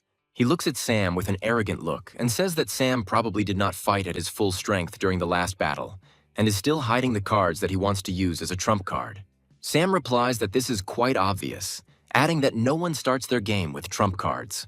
The man says that this is just wonderful, adding that now his trump cards belong to him. Sam searches his pockets and realizes that the man stole his card right in the middle of the fight. The man draws a steal skill card, which allows him to steal one of his opponent's unused cards and apply its effect. Sam accuses his opponent that he deliberately closed the distance with him just to steal his trump cards. The man happily takes out the stolen card and says that now Sam will lose miserably. Sam's face changes sharply and says that his opponent should be more careful with the card he stole. The man tells Sam that it is too late to beg for mercy and activates the stolen card, turning his gaze to it. However, after taking a closer look at the stolen card, he realizes that he stole Sam's self-destruct card, which he took from Dell. Sam bursts into laughter, saying that his opponent suffered an incredible setback. The man looks at his hands and realizes that he is about to explode and die. Falling into despair, he runs at Sam, saying that if he dies, he will take Sam with him. Jumping on the main character, the man says that there is no point in running away, adding that they will still turn into ashes together. A second later, a powerful explosion occurs, obscuring Sam's team's view. Alice begins to lament sadly, but Morrigan says that she is despairing too early. The smoke clears and Sam appears before them, using the stone body map he borrowed from Alice.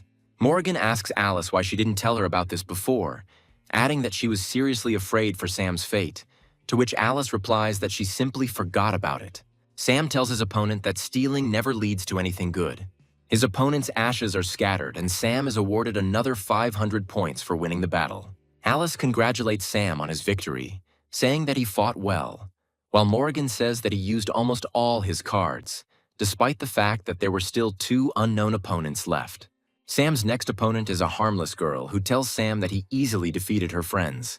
She adds that in truth, she is unlikely to be able to defeat him, and begs him to help her, promising to surrender without delay if he fulfills her request. Sam replies that he would never refuse such a stunning beauty. The girl admits that she is an ordinary streamer, adding that all she wanted to get from the competition was PR. She says that if she plays a round with someone famous, it will be a great chance to increase her popularity. Sam says that even then, they can't just stand still and do nothing. The girl replies that she has an idea on how to make her stream more popular and offers to play the game. She adds that she wants to play rock, paper, scissors with Sam and asks him if he is comfortable with such options. Sam says that despite the fact that this is the first time in his life he has seen such a beautiful girl and has no idea what she's going to do, he will never refuse such a request. Morrigan is indignant at Sam's behavior and calls him an idiot, asking him to quickly finish off the girl so as not to delay the test. However, Lee Han puts his hand on Morrigan's shoulder and asks her to take her time, adding that he is interested in seeing how events develop.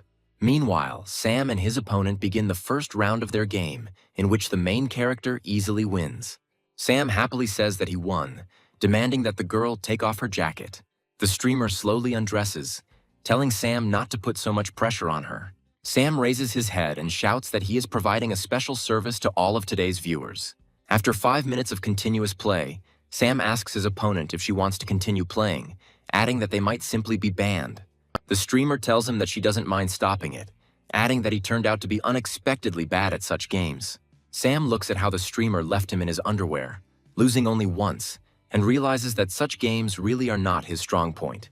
Sam says that since this carnival is over, they can fight, to which the streamer replies that the battle has already begun and asks him to look at his feet.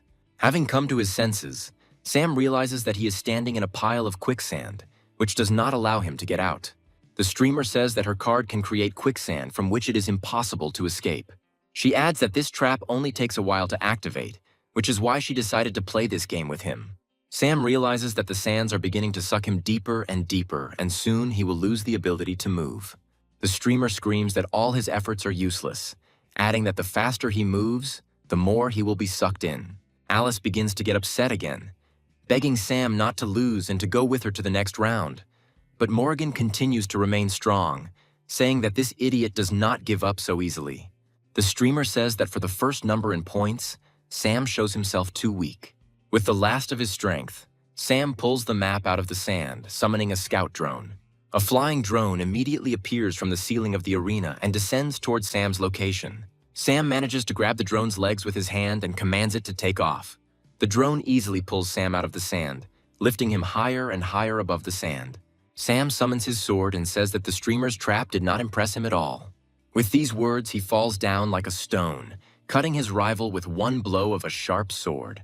The system again rewards Sam for defeating his opponent, adding 500 points to his account. Morrigan again calls Sam an idiot, saying that he always takes risks where he could have taken the simpler route. Sam gets dressed and mentally notes that he has no cards left that are not on cooldown, which means he will have to somehow get out. Turning around, he notices that his last opponent is Dorothy, who is already well known to him. Sam is surprised that she is the final opponent, to which the girl asks him if he was expecting someone else. Sam begins to show off, saying that he expected his last opponent to be someone who had not lost to him in the past. Dorothy tells Sam that she is well aware of all the previous rounds that left Sam with no cards. She creates a fireball and says that this time she will avenge her friend Dell. Sam jumps to the side in an attempt to dodge Dorothy's fiery attacks. He summons his bow and takes aim, mentally remembering that his opponent's body is far from being so strong, and only one hit will be enough for him. However, Sam immediately realizes that Dorothy has used her invisibility card and is nowhere to be seen. Sam says that this was to be expected, trying to understand where he should now look for his rival. Dorothy watches the protagonist, mentally telling herself that as long as she is invisible, Sam will not be able to do anything to her. Taking advantage of the opportunity, she again rains down a swarm of meteors on Sam, but thanks to her reflexes, he manages to dodge the deadly attack. Alice says it's not fair since Dorothy is still using cards that give her invisibility. After some time, Sam says that he has found his rival. Taking out his bow, he begins to aim in Dorothy's direction, casting a hail of arrows. Dorothy realizes that Sam is bluffing because he can't see her. However, Sam raises his arrow upward, ending the skill's activation. Dorothy looks up and mentally wonders what kind of strange things Sam is up to. The arrows fired by Sam upward after a while rush down, covering a large area. A hail of arrows falls to the ground, landing all over the arena, embedding itself in the sand. Sam turns around, trying to find Dorothy's body, but realizes that something has gone wrong. A huge fiery hurricane rises in front of his face, moving towards him at high speed. Before he can dodge, Sam suffers serious damage and flies several meters back. Morrigan loses her cool and calls out Sam's name in concern, hoping he's okay. Morrigan that this fire was too strong, so Sam is unlikely to survive, and Alice cannot restrain herself at all, starting to cry. Dorothy says that he almost hit her with his attack, but he was simply unlucky and she remained unharmed. However, noticing that Sam was still moving, she looked at him in surprise, not understanding how this was possible. Sam praises Dorothy for her efforts, saying that he would definitely not survive another attack like this.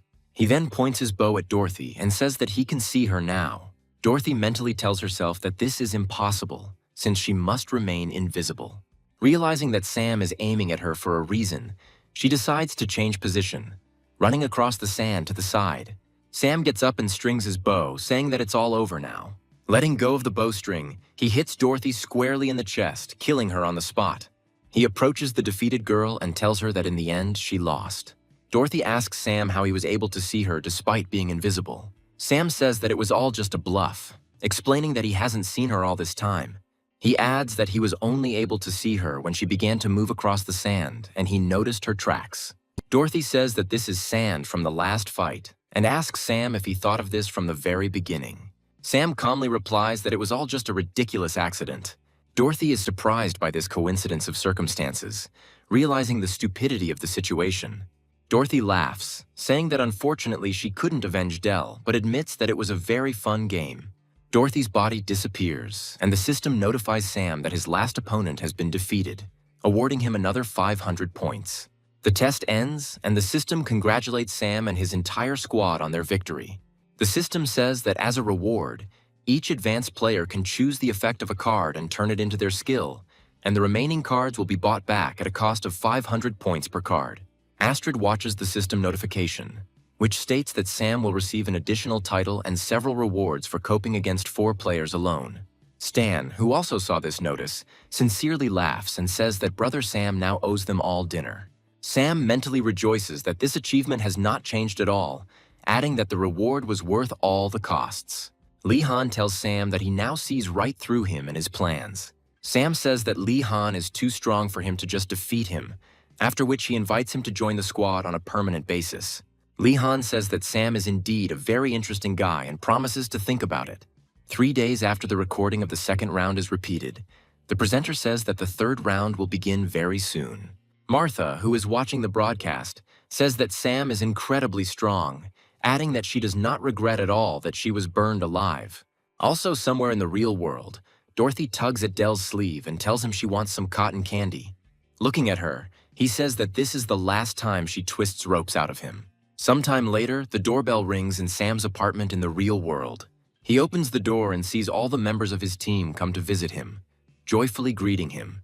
After some time, Sam and Stan decide to fight in a fighting game, and Stan easily defeats the main character. Alice looks into the kitchen and asks Astrid and Morrigan what they are cooking, offering her help. Morrigan replies that if Alice just sits quietly on the sofa, she will already be doing them an invaluable service. Astrid agrees with Morrigan's words and adds that the kitchen is a woman's battlefield. Alice says that she's also a girl, but decides not to argue with them. Astrid mentally reflects that she could not believe that Sam could meet such a well-mannered girl as Morrigan. Morrigan, meanwhile, is also secretly watching Astrid and mentally wondering who she might be. After a while, the girls start cooking and set a luxurious table. Astrid and Morrigan exchange compliments about the quality of the food. Alice tells Stan that she feels a certain competitive spirit, to which he tells her that she should talk less and eat more. Sam says that they gathered here not only for the sake of delicious food and offers to talk about the next round. Morrigan says she heard from Astrid that Sam can predict what will happen in the next rounds. Sam mentally notes that one of the downsides of being reborn is that he can't just tell them the truth, so he has to make up excuses. Sam says that he simply analyzes what is happening and understands the logic of the level creator, adding that after some practice, it becomes very easy. A few hours later, Sam finishes talking about the next round and tells the departing guests that it starts tomorrow night. Stan and Sam's other comrades say that then they will see each other tomorrow and says goodbye to him. Sam tells Stan that the girls don't mind if they all stay at his place overnight. Stan refuses, saying that tomorrow he and his daughter are going to his wife's grave to put everything in order and to pray. Sam puts his hand on Stan's shoulder and asks him to tell her he said hi. Stan smiles and says that if she knew that he would meet such friends, she would also be very happy. After some time, he welcomes all players with the start of the third round of the competition, adding that this round is called Iron Hooves and Endless Borders, during which each player finds himself in his own time period of heroes and chaos under different personalities.